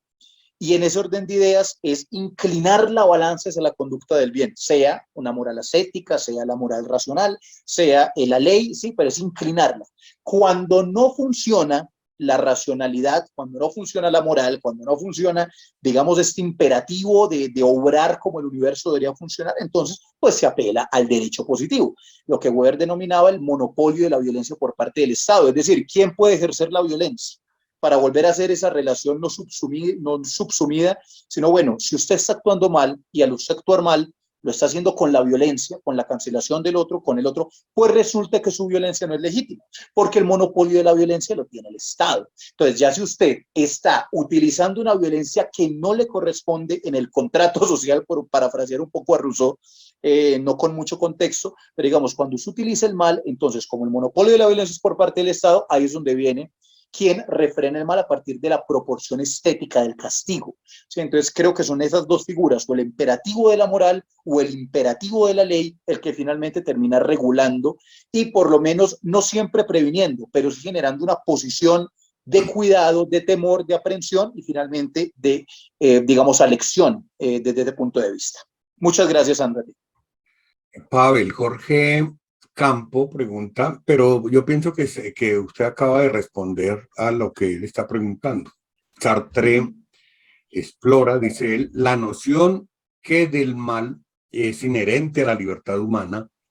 ¿Qué piensa de ello, Pavel? Creo que acabo de responder a eso. Sí, la libertad es una condena. Él pregunta, y se lo pregunto como indígena, ya que el mal desde los pueblos indígenas es una desarmonía y desequilibrio con el entorno. Esta parte sí me parece que es interesante retomarla, Pavel. Él dice, ya que el mal desde los pueblos indígenas es una desarmonía y un desequilibrio con el entorno, cuando el ser se sobrepasa de la libertad. O sea, ese concepto me parece interesante abordarlo. Sí, el tema de la armonía es, digamos, de alguna forma, es muy interesante porque el tema finalmente de la libertad, bueno, en Sartre es una condena, no estamos condenados a ser libres, el hombre tiene el derecho y la libertad de hacer lo que sea y eso más que un beneficio es una condena, porque también, digamos, dentro de ese tema de la desarmonía o la armonía, habría que estudiar qué es estar armónicos con la naturaleza, obviamente la cosmovisión indígena para volver a los procesos, digamos, en ese orden de ideas. Cuando hablamos de armonía habrían como varias categorías, ¿no? Armonía espiritual, ¿qué implicaría esa armonía espiritual? Armonía con el entorno, con la naturaleza, con las especies, con las otras formas de vida. Y finalmente habría que hacernos la pregunta si esas armonías tienen una construcción moral o tienen una construcción legal. Es decir, se ven desde el punto de vista del derecho, es digamos una condición del cabildo, de la narrativa, es una ley de alguna forma tener esa armonía con la naturaleza, en ese orden cómo opera la ley y si es una armonía espiritual, digamos, qué tan extrapolable es a toda la comunidad indígena, si realmente es un concepto que se interioriza, se comparte, es permeable, es absoluto, y qué relación tiene eso con la moral, porque finalmente entonces, digamos, hablar de un desequilibrio armónico, ¿qué significaría respecto a qué? ¿Sí? Y en ese orden de ideas, ¿cuáles categorías lo podrían determinar como bueno o malo? Es decir, ¿qué implica que yo me desequilibre con la armonía? ¿Es una armonía personal? ¿Es un tema espiritual? ¿Es algo que me afecta a mí mismo? Hablamos también, Kant habla de la libertad negativa, es que también hay un concepto importante de la libertad negativa, entendida precisamente en el ejercicio de que, digamos que si ser armónico con la naturaleza es retornar a la conducta natural, separarme de la razón, entonces esa conducta natural como libertad negativa finalmente me puede hacer caer en otra forma de mal desde otra conciencia colectiva, ¿sí? Es decir, otras formas de pensamiento pueden decir que yo estoy ejerciendo el mal por ejercer esa conducta armónica. Entonces, sí habría que pensar desde la ley o la moral a qué implicaciones tiene hablar de una armonía con respecto a qué. Y a partir de ahí, de toda la estructura, si se puede hablar de moral desde ese punto de vista, determinar si sí cabe el debate del mal allí o si finalmente el debate no es maniqueo, no es entre bien y mal. Creo que sería importante tenerlo en cuenta. Pavel, además que uno pensaría, el león no es armónico con la naturaleza. Las hienas no son armónicas con la naturaleza. O sea, en el ámbito de que evidentemente son agresivas para sostenerse, para sobrevivir, ¿cierto? No, propio, y a la vez mire que, por ejemplo, el tema de la autorregulación natural también es una forma de armonía. el caso de los lobos de Yellowstone, ¿no? Que eliminaron la comunidad de lobos y los herbívoros empezaron a devorar el exceso de plantas y hubo un problema de las cuencas hídricas. Porque es que la armonía no necesariamente tiene que ser pacífica.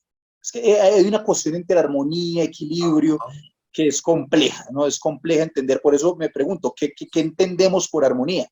Porque es bastante complejo. Por ejemplo, armonía respecto al desarrollo económico, social. La agricultura no es armónica con la naturaleza. Por ejemplo, podríamos decir la agricultura extensiva, expansiva. Entonces, hay unos debates muy fuertes para poder urdir sobre si el tema sí se puede categorizar moral o legalmente. Bien, esa partecita para hablar del ámbito de lo natural, ¿sí? Es natural, o sea, es un poco la cuestión, bueno, y el león cuando mata es natural y cuando el ser humano mata es natural, usted lo dijo desde el principio, el mal siempre es humano, porque es un discurso. Dentro de ese mal, Pavel, está, por ejemplo, el discurso de la religión, ¿sí? Evidentemente, cuando usted menciona en su artículo sobre San Pablo y San Agustín, está de por medio la idea de religión. Y ahí, independientemente de que usted crea o no crea en asuntos religiosos, ahí es donde está lo humano, es la lucha contra el mal, que es un tema central, y se enfatiza en la necesidad de buscar la justicia, la rectitud y de resistir, dice San Agustín, de resistir la tentación y la corrupción, ¿cierto? No soy un león, soy un ser humano. Me resisto. El león no se resiste. ¿Por qué habría de resistir si además esa es parte de su naturaleza? Bien, vamos con claro. eso. Claro, es que es por eso todo lo que plantean las diferentes escuelas, incluyendo el psicoanálisis, que no lo versé mucho, tiene que ver es con eso. El mal es inherente a la razón. Yo creo que el que usa la expresión más puntual es Kant. Hay un mal radical anidado en la razón, ¿sí? No se refiere a un estado de naturaleza, no lo compara de hecho con la naturaleza. Sí trata de hacer una fractura con el concepto digamos, entre naturaleza y racionalidad. Simplemente plantea la posibilidad real de que existe una conducta de pulsión, de instinto, y la razón es la que debe regular eso. El león no tiene ningún tipo de problema en asesinar a otro animal, sea por protección de su territorio, por alimentarse, pues porque finalmente él no tiene conciencia moral, ¿no? Simplemente está actuando basado en un instinto que no cabe ser justificado en el ser humano porque es un sujeto racional. Es decir, no podemos decir, es que por ser natural allá, debería ser natural para mí. No cabe, porque no somos animales, ¿sí? En ese sentido, bueno, dentro del sentido obviamente biológico y otras cosas, sí, pues, no es la diferencia. Me refiero estrictamente a la diferencia en términos de racionalidad. Nosotros podemos hacer distinciones, nosotros podemos comprender cuál es la acción que estamos ejerciendo, nosotros tenemos que pensar en un bien común, ¿sí? Pero a la vez también es una idea muy, muy compleja porque vuelve a lo mismo. Por ejemplo, la guerra de un concepto, la guerra por un concepto. Como en el caso, por ejemplo, de la nación, de defender un país, es bastante interesante. Y en ese orden de ideas hay muchos elementos que toca seguir trabajando relativos a la relación de lo que nosotros construimos en el lenguaje, de lo que construimos en la complejidad de las ideas y, por supuesto, también lo que tiene que ver directamente con las acciones, ¿no? Los seres humanos estamos conducidos por la razón, quien inclina la voluntad para la acción. Eso es lo que nos hace humanos. La diferencia con los animales es que no tienen ese dilema, por decirlo de alguna manera. ¿Tenemos algo más en el chat? Bueno, el maestro Gabriel se retira. Gabriel se retira. Sí, ya. Pero, por favor, Pavel, teníamos un pequeño disgusto con Gabriel. Vamos a superar ese tema. Por favor, le dice, quiero ir a visitarlo. Él vive cerca de donde yo vivo. Sí, por Soacha, Santandercito. Sí, listo, profe. Exactamente. Yo vivo como a media hora de donde él vive. Bueno, excelente. Entonces, y por supuesto que estar con usted, allá charlar un poco de esta carreta. Listo. Bueno, vamos con, no sé, sí, a mí me parece que la perspectiva de Jorge Ocampo, mire, porque es que él habla desde la idea de que él es indígena, él reivindica su perspectiva indígena natural, pero no tan natural, porque está reivindicando la violencia del mundo animal, por ejemplo, ¿sí? O sea, tenemos que mirar ese pedacito, ¿qué es a lo que, porque los virus, el COVID, por ejemplo, podría uno decir, ah, sí, es natural, ¿cierto? Entonces, asumimos nosotros como seres humanos, nosotros no somos naturales, somos absolutamente artificiales en muchas cosas. Usted tiene una biblioteca allá atrás que no tiene ningún león, está vestido como no está ningún león, ¿cierto? Tiene unas gafas como no las tiene ningún león. No somos naturales, ¿cierto? Claro. Eso a mí me parece evidente. No, y está el papel de la cultura. Yo creo que es muy importante en la intervención de nuestro amigo Jorge, si no estoy mal, digamos, por eso el artículo se intitula El mal, una cuestión de perspectiva. No es el papel generalmente de la filosofía dar verdades absolutas. En eso yo considero capital el concepto de verdad y mentira en sentido extramoral, ¿no? No se trata de aquí venir a plantear cuál es el discurso absoluto, sino que es muy interesante el concepto de nuestro amigo Jorge, porque nos habla de la perspectiva cultural. Creo que hay un mensaje también en el chat que no me salen, donde hablaba de que la armonía la define, ¿no? La define, exacto, es mi perspectiva como indígena, y eso me parece capital dentro de las diferencias de lo que Durkheim, decíamos temprano, hablaba entre las colectividades, entre las conciencias colectivas, y cómo una conciencia colectiva puede chocar con otra, y de alguna forma, volviendo a Spinoza, decir, esto es lo bueno, esto es lo malo, desde diferentes condiciones culturales, morales, epistemológicas, ontológicas, metafísicas, porque mire que cuando usted ya habla de una relación entre la naturaleza, el hombre y la divinidad, ya esa divinidad es un metarrelato que son morales verticales, ¿no? Son morales que vienen de arriba hacia abajo, como todas las morales ascéticas, las grandes religiones. Entonces, vienen de arriba hacia abajo.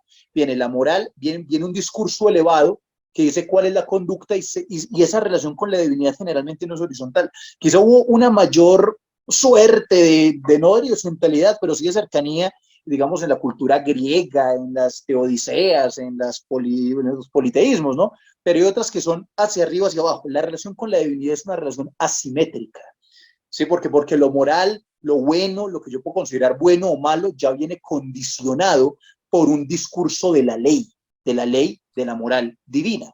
Y en ese orden de ideas es donde la construcción de los conceptos que tenemos tiene que ver con esa relación que podamos establecer respecto al discurso de autoridad, o lo que diría Foucault, el discurso que antecede al sujeto. Todo discurso que antecede al sujeto, de alguna forma también construye y recrea en el sujeto las formas en que puede tener una perspectiva moral sobre el bien y el mal.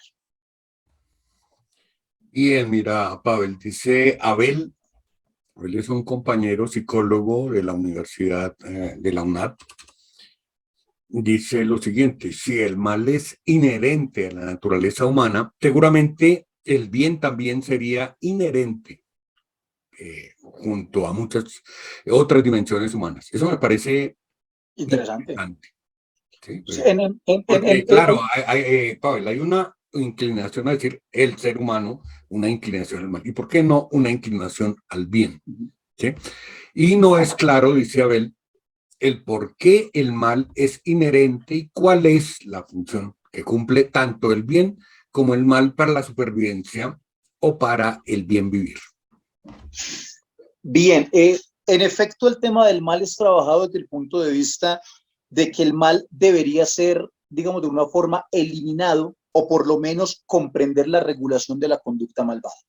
Y eso, ahí sí hay una diferencia, digamos, entre distintos autores. Si nos vamos a Maquiavelo, Hobbes, Schopenhauer, de la moral pesimista al derecho, estamos diciendo no hay naturaleza porque es que el bien siempre es una relación con los otros. Es el eterno debate entre Rousseau y Hobbes, ¿sí? O el ser humano es bueno, contractualista, llega el gran contrato social, llega la gran armonía entre los hombres, o el hombre es un lobo para el hombre, la sentencia de Plauto. Lo que nos van a decir es que el bien surge es a partir del ejercicio de la racionalidad, sea la racionalidad propia o la razón de Estado, a partir de una razón de Estado mediada por la violencia, mediada por la proporción del castigo. Entonces, digamos que el tema del bien, si nos vamos al discurso racional tipo Kant, nos va a decir un tema muy interesante, es que la razón es el bien, es decir, cuando se actúa racionalmente estamos actuando con el bien. El problema es cuando esa pizca de mal natural, esa conducta de agresión al otro, domina mi voluntad, ¿sí? Y me hace inclinar, me aleja de la razón, me aleja de la acción del ejercicio de la razón. En Spinoza el tema es más complejo aún, porque en Spinoza me parece espectacular que el hombre dice, es que no hay nada bueno ni nada malo. O sea, en el ser humano simplemente hay una autorrealización del ser o no. Cuando el hombre fuerte, el hombre virtuoso, se deja guiar por la razón, inclina a la evolución, al alimento de su conatus. Y al alimentar su conatus, al alimentar la realización de su ser, pues está actuando consecuente con la razón hacia el bien. Ahora, existen unas pasiones tristes, es la denominación que utiliza Spinoza. Cuando el hombre débil se deja dominar por sus pasiones, pues entonces disminuye su conatus. Pero finalmente el objeto o el hecho no es sustancialmente bueno o malo, es la afectación que tenga sobre mí y cómo mi racionalidad hace que esa afectación me traspase. Y en ese orden de ideas, el bien y el mal como afectaciones, creo que es una idea muy interesante para entender eso, partiendo de la idea de que el bien, y creo que eso también es muy importante, el bien siempre es un bien en relación con el otro. En cambio, el mal, sí, por volver un poco Baudelaire, el mal es el consumo de sí mismo por placer, el bien es con el otro, por eso se habla del mal y del bien común, ¿sí? Porque el bien siempre tiene que ver en la relación que tengamos con el otro. Así que esa es como la intención de fondo que se tiene en esa idea sobre el bien y el mal, ¿sí? Podemos hablar obviamente de un bien, pero como el bien no es un problema en sí mismo, en el sentido de que, pues bueno, si actuamos bien, de alguna forma estamos soslayando la cantidad de problemas que nos sobreviven si se impone el mal. Y creo que en esa diferencia, en esa relación, en ese pulso es que el tema del mal se estudia, porque es que finalmente, si el mal nos es connatural respecto al problema de la generalización, ¿cierto? Todos somos malos o algunos somos malos. ¿Qué pasa con esos algunos malos que puedan afectar a los otros? ¿Qué los regula? La educación, la transformación, la identificación ciudadana, el Estado, la ley, la policía, que como decía Benjamin, es el derecho que desborde el derecho para defender el derecho. Entonces siempre existe ese tema de que no hay homogeneidad.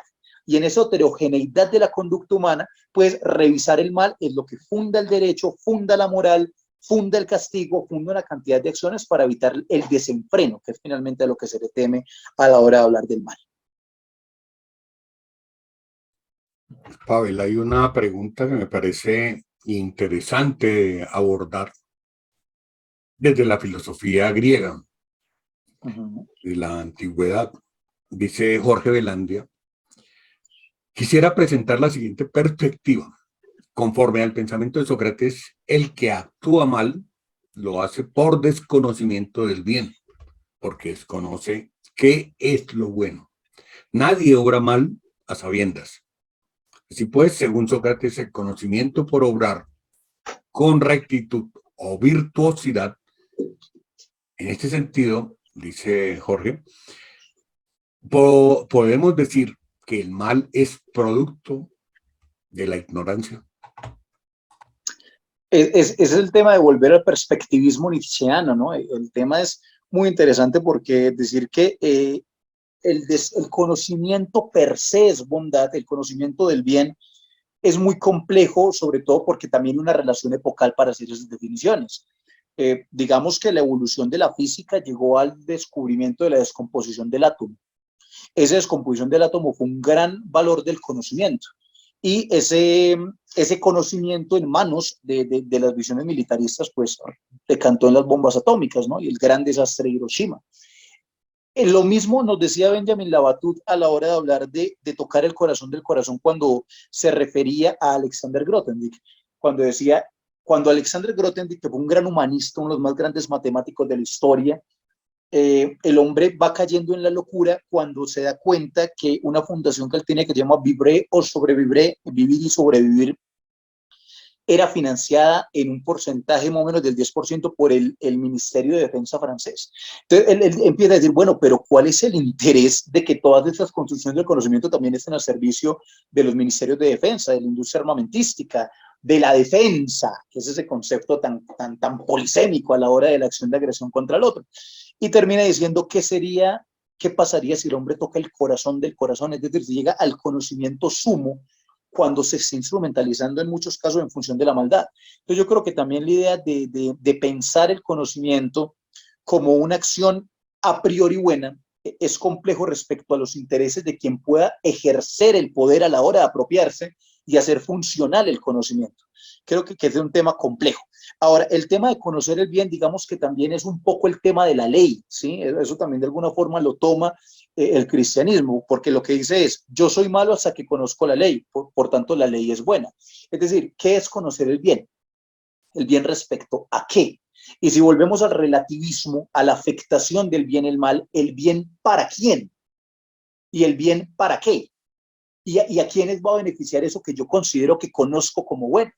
Pues nadie va a negar que gran parte de la popularidad de Hitler, y por poner un caso aquí un poco dantesco de Uribe en Colombia, tiene que ver con que muchas personas consideran que estaba haciendo el bien. O sea, el genocidio, el asesinato, la exacerbación de la defensa, una cantidad de cosas pues nos parecen buenas. Y una gran porción de la sociedad piensa, eso es bueno. Es el tema de también que muchas veces el bien se considera el ejercicio de la fuerza, ¿no? El fuerte es el bueno y el que tiene fuerza en función del poder.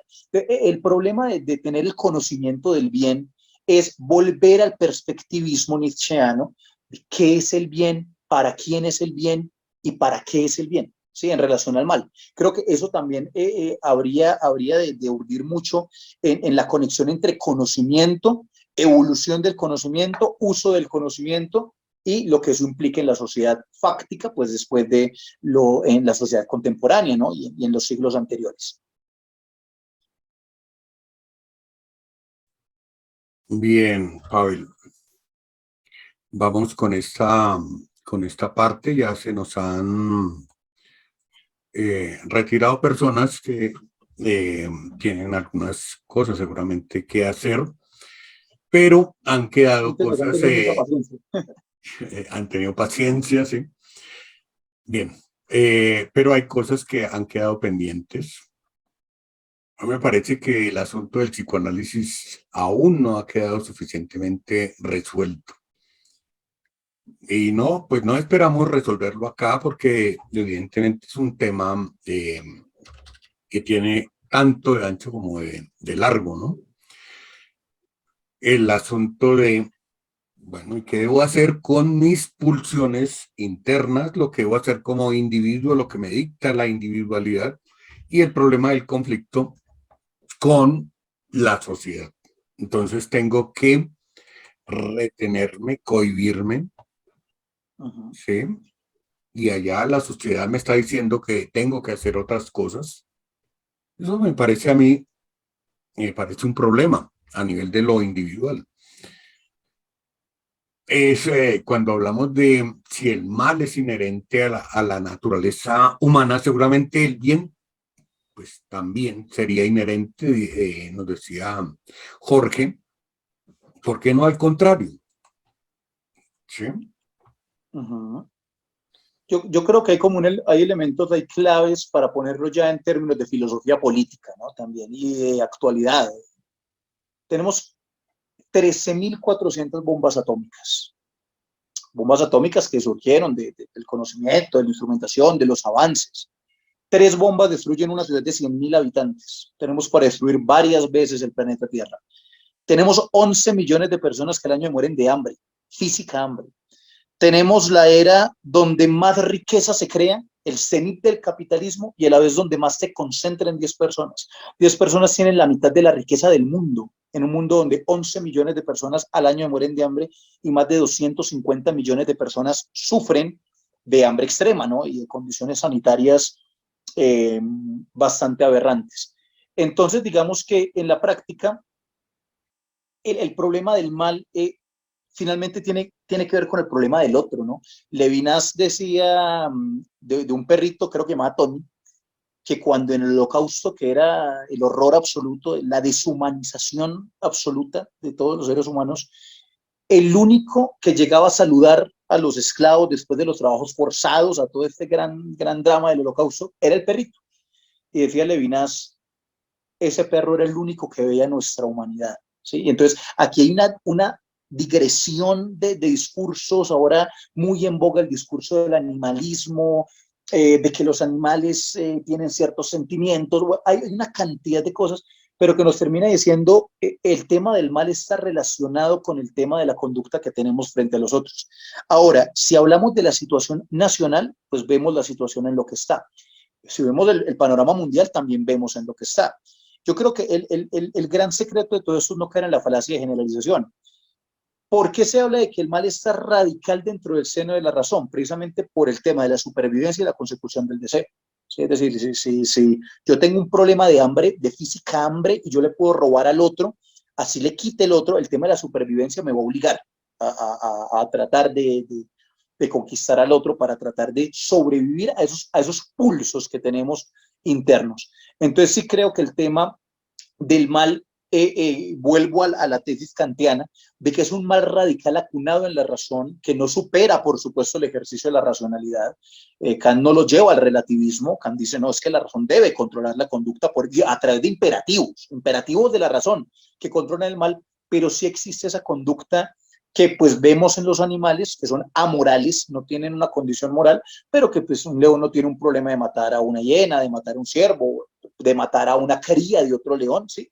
Eso es lo que se considera como mal porque se tiene conciencia, quizá volviendo al concepto socrático, ¿no? Como tenemos conciencia del otro, entonces tenemos conciencia del bien común.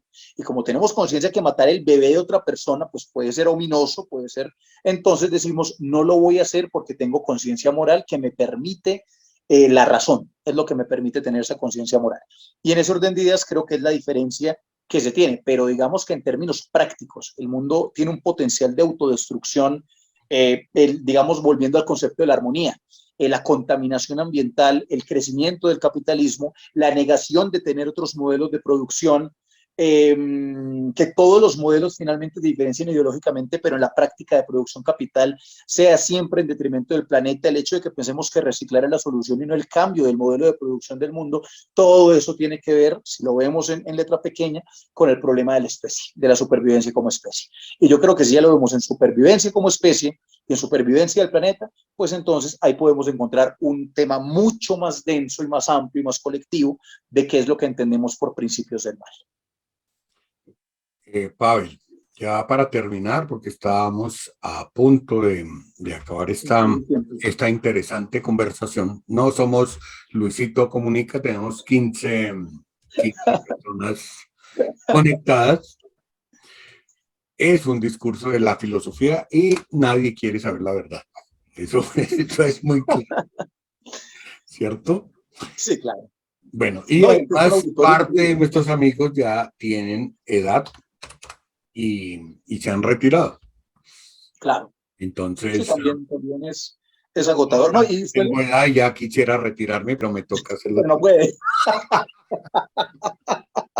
No, mire que fue un lanzamiento de un libro sobre Derrida muy interesante en la Universidad San Buenaventura, una invitación amplia, bastante interesante, la presentación de 3 universidades, fueron 16 personas auditorios. O sea, es que esa es gran parte del debate que ahorita daba Gabriel sobre la educación y el tema de la instrumentación técnica de la educación, ¿sí?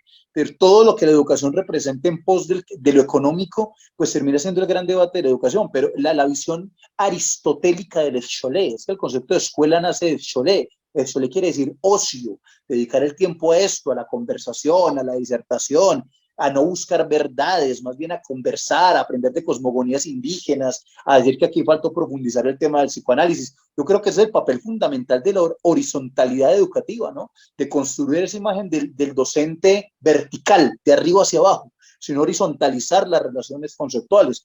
Creo que ese es el gran debate que la educación se debe dar, y obviamente es un debate denso, ¿no? Es pesado. Generalmente una figura de autoridad en la educación, que el sujeto educando como alumere, como el no iluminado, el alumno, pues reciba mi luz y él no tiene una relación de retroactividad conmigo. Creo que son los grandes debates de fondo para lo cual estamos muy llamados las ciencias humanas, en especial pues la filosofía en este caso, que siempre es del martillo que fractura, ¿no? Volviendo a Nietzsche. Hay unos inamovibles que tenemos que fracturar y en ese país, por supuesto, tenemos que seguir dando esa pelea. A mí antes me alegró mucho ver el auditorio casi con 25 personas al principio. Creo que es un logro importante para esos discursos y más una de las grandes ventajas de las conferencias virtuales, ¿no? Que quede el documento, queda la grabación, queda para consulta, eso se puede multiplicar mucho más y creo que es uno de los grandes avances que la tecnología tiene para seguir fomentando estos espacios. Claro que sí, Pavel. Mira, no me quiero ir sin hablar de algo que tuve, una discusión que tuve con Margarita hoy a mediodía, referido al asunto específicamente de la antigüedad. Me llamó la atención porque, claro, muchas de las referencias es antes, en la época de los griegos, ahí sí había justicia, ahí sí había paz, ahí sí era, ese era el mundo. Y nosotros vivimos en un mundo corrompido. Todo pasado fue mejor. Todo pasado fue mejor. Pero es una idea, mira, que de alguna manera es generalizada y a propósito. O sea, solamente en el mundo académico se conoce que no es tan así, ¿sí? De manera general se dice, mire cómo eran de escultores y cómo eran de escritores y filósofos, qué mundo tan ideal, ¿cierto? La virtud y el bien vivir en esa época, en la antigüedad. Pero en una sociedad, era una sociedad completamente desigual, era esclavista, era machista, era racista. Aristóteles decía que la mujer era una herramienta animada. Bueno, por ejemplo, y en nuestra época, sin embargo, es considerada un paradigma de la democracia, del ejemplo de la preocupación de la moral y por la virtud. Como mis estudiantes hemos hablado del tema de Sócrates y todo el mundo ha saltado, ha brincado a defender a Sócrates, ¿cierto? Y de alguna manera ha brincado a defender el mundo de la Atenas antigua, no de Esparta, sino de la Atenas, cuando yo pensaría, de la Atenas, cuando yo pensaría que sería justamente el contrario. O sea, si lo pensamos en términos de la actualidad, porque Esparta sí defendía a la mujer, sí defendía la igualdad, era muchísimo más parecido a lo que de alguna manera se piensa en la actualidad, ¿cierto? Sí. Bueno, dejo ahí. Es la cuna de la civilización, el conocimiento era de acceso para los hombres. La diferencia entre una mujer y una pala era que la mujer se movía por sí misma. Había una serie de conceptos que hoy escandalizarían, pues que han sido buenos lectores de la apología de Sócrates, y uno no niega la gran importancia. Por eso es muy bueno leer también el ocaso de los ídolos de Nietzsche. A mí me parece que es un texto que también nos permite revisar. Y en ese orden yo sí me considero algo nietzscheano. De hecho, con el profe Tyron hicimos un programa que ayer me lo reescuché en el 2019. Hicimos un programa para Palabreando con Sofía, que los invito a que lo escuchen a quien le interese la filosofía de Nietzsche, llamado La Voluntad de Poder. Lo encuentro en Google fácilmente, Voluntad de Poder, Palabreando con Sofía. Y ahí hablamos mucho sobre gran parte de ese relativismo, el perspectivismo. Yo por eso desde el título planteo el problema desde el punto de vista del perspectivismo. No hay verdades absolutas. La verdad y mentira en sentido extramoral de Nietzsche es un documento de 13 páginas, es inconcluso, hay que leerlo, ¿no? Porque también nos dice que, sobre todo para los que ejercemos la filosofía o estudiamos la filosofía o nos gusta la filosofía, todo discurso absoluto pues niega la esencia misma de nuestro quehacer.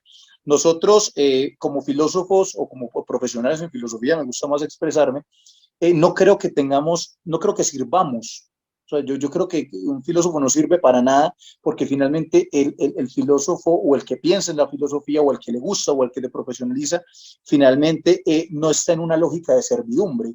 Siempre tiene que existir la posibilidad de la pregunta, de la inquietud, de seguir urdiendo, de ser incisivos, de reflexionar, de hundir y de presionar. Tampoco hay que idolatrar a los autores, ¿no? De alguna forma hay que ponerlos en perspectiva. Bueno, este man dijo esto, ¿qué dijo este otro? ¿Qué nos plantea este otro? ¿Cuáles son las relaciones que puedan existir entre ellos? ¿Cuáles son los diferendos? ¿Qué podemos sacar de este bueno? ¿Qué podemos de acá? Creo que es el ejercicio de pensamiento crítico, que es lo que más le puede aportar la filosofía a una sociedad como la colombiana, y yo sí haría como el llamado a nuestros contertulios, a quienes nos vean también en diferido, a pensar esto desde el punto de vista crítico.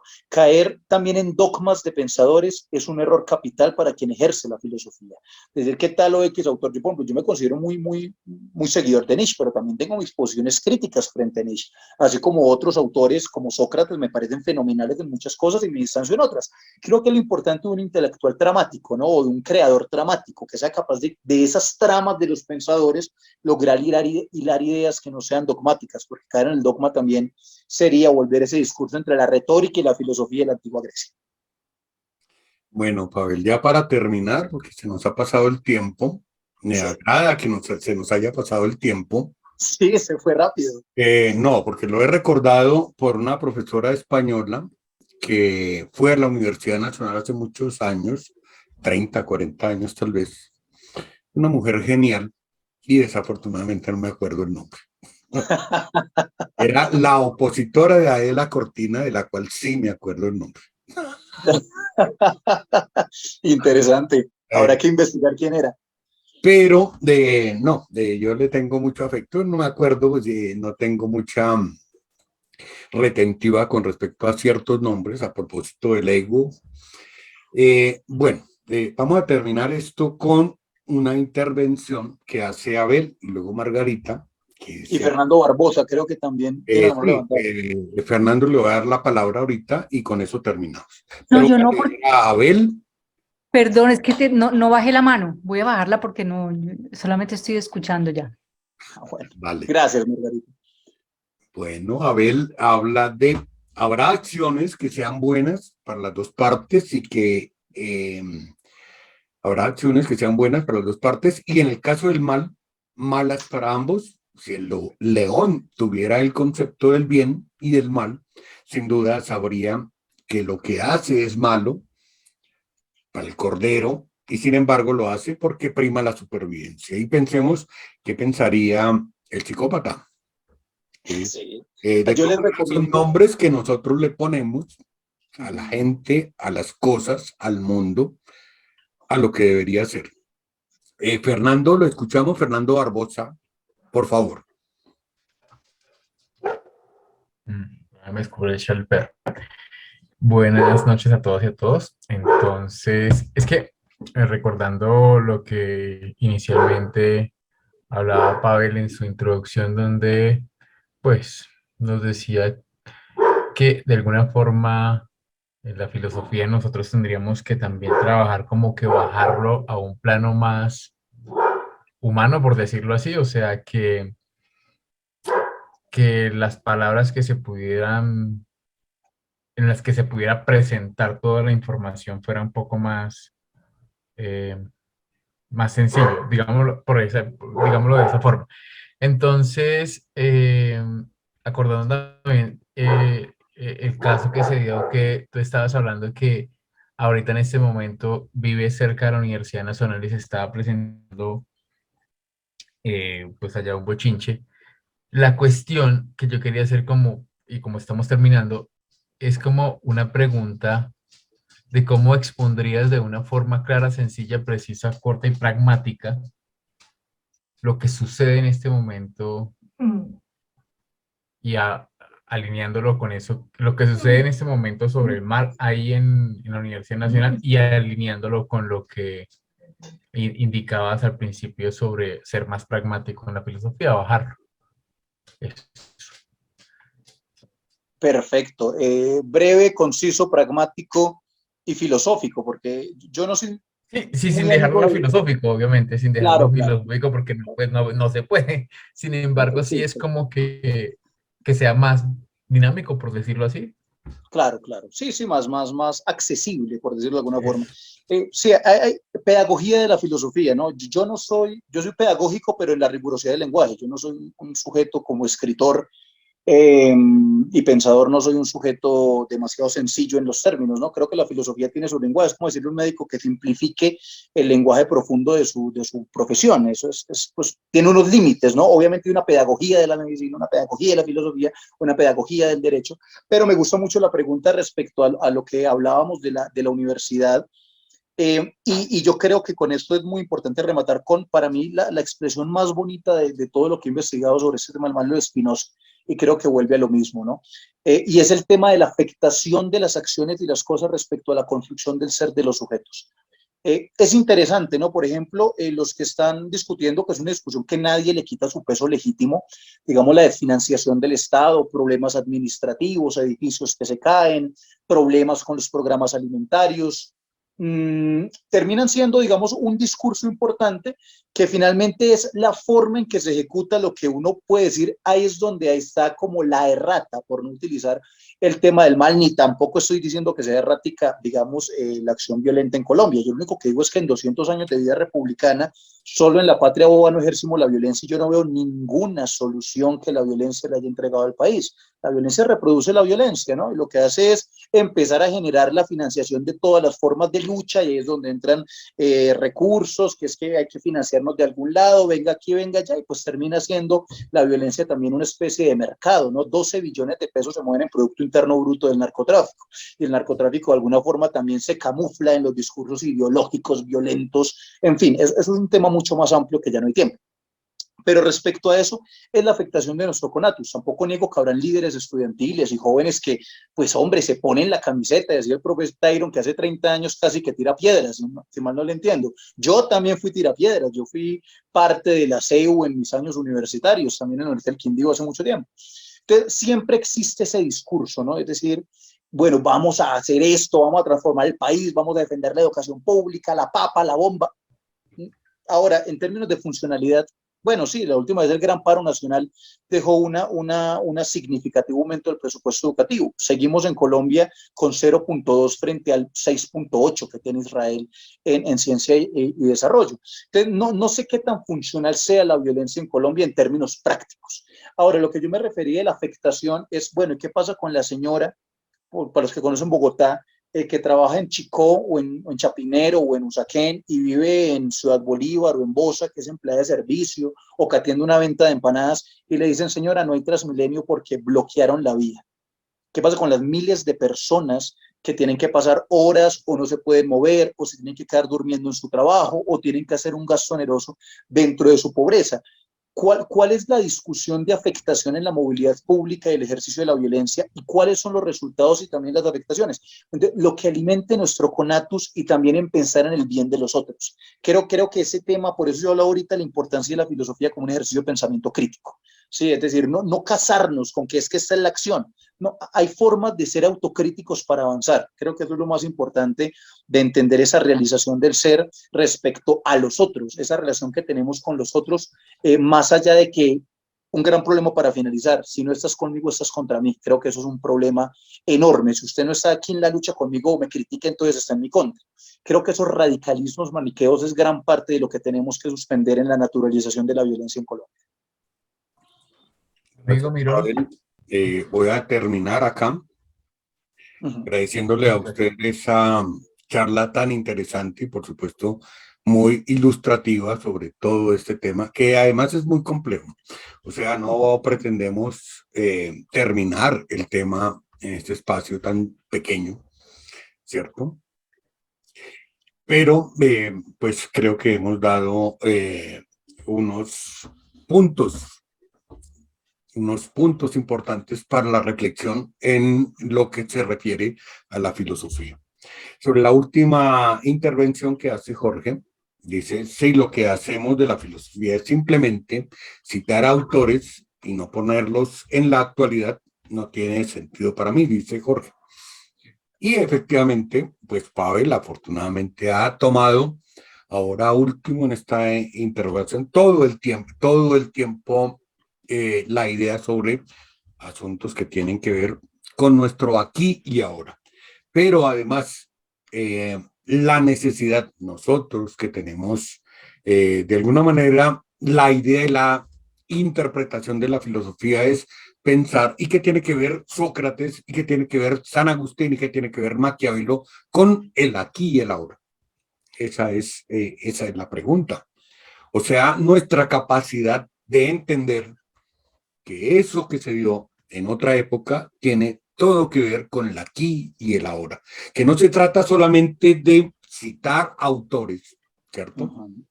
Sino que estamos hablando de cosas que suceden aquí y ahora, ¿cierto? Bueno, dejo ahí, Pavel, despedir esta conferencia y muchas gracias. Muchas gracias a todos y a todas por esa participación, por la interacción, por el don de la palabra, y yo pues termino diciendo que hay que conversar mucho. Creo que la conversación tiene ese gran valor de la espontaneidad, ese gran valor de la fractura, de la no hegemonía, diferente al diálogo, que es la razón entre dos, ¿no? Creo que la conversación tiene un gran contenido de espontaneidad que es muy valioso y hay que seguirlo estimulando. Yo creo que si conversamos más desde la filosofía, podemos empezar a construirnos más entre todos, aportarnos más entre todos. Así que muchas gracias por la invitación al curso de Filosofía Política, al programa de Filosofía, a la Escuela de Ciencias Humanas, Artes y Humanidades de esta universidad, que pues aprecio mucho, en la cual he participado y que sigo celebrando mucho que estos espacios de tecnología también se preste para el pensamiento. Un abrazo para todos y que tengan muy feliz noche.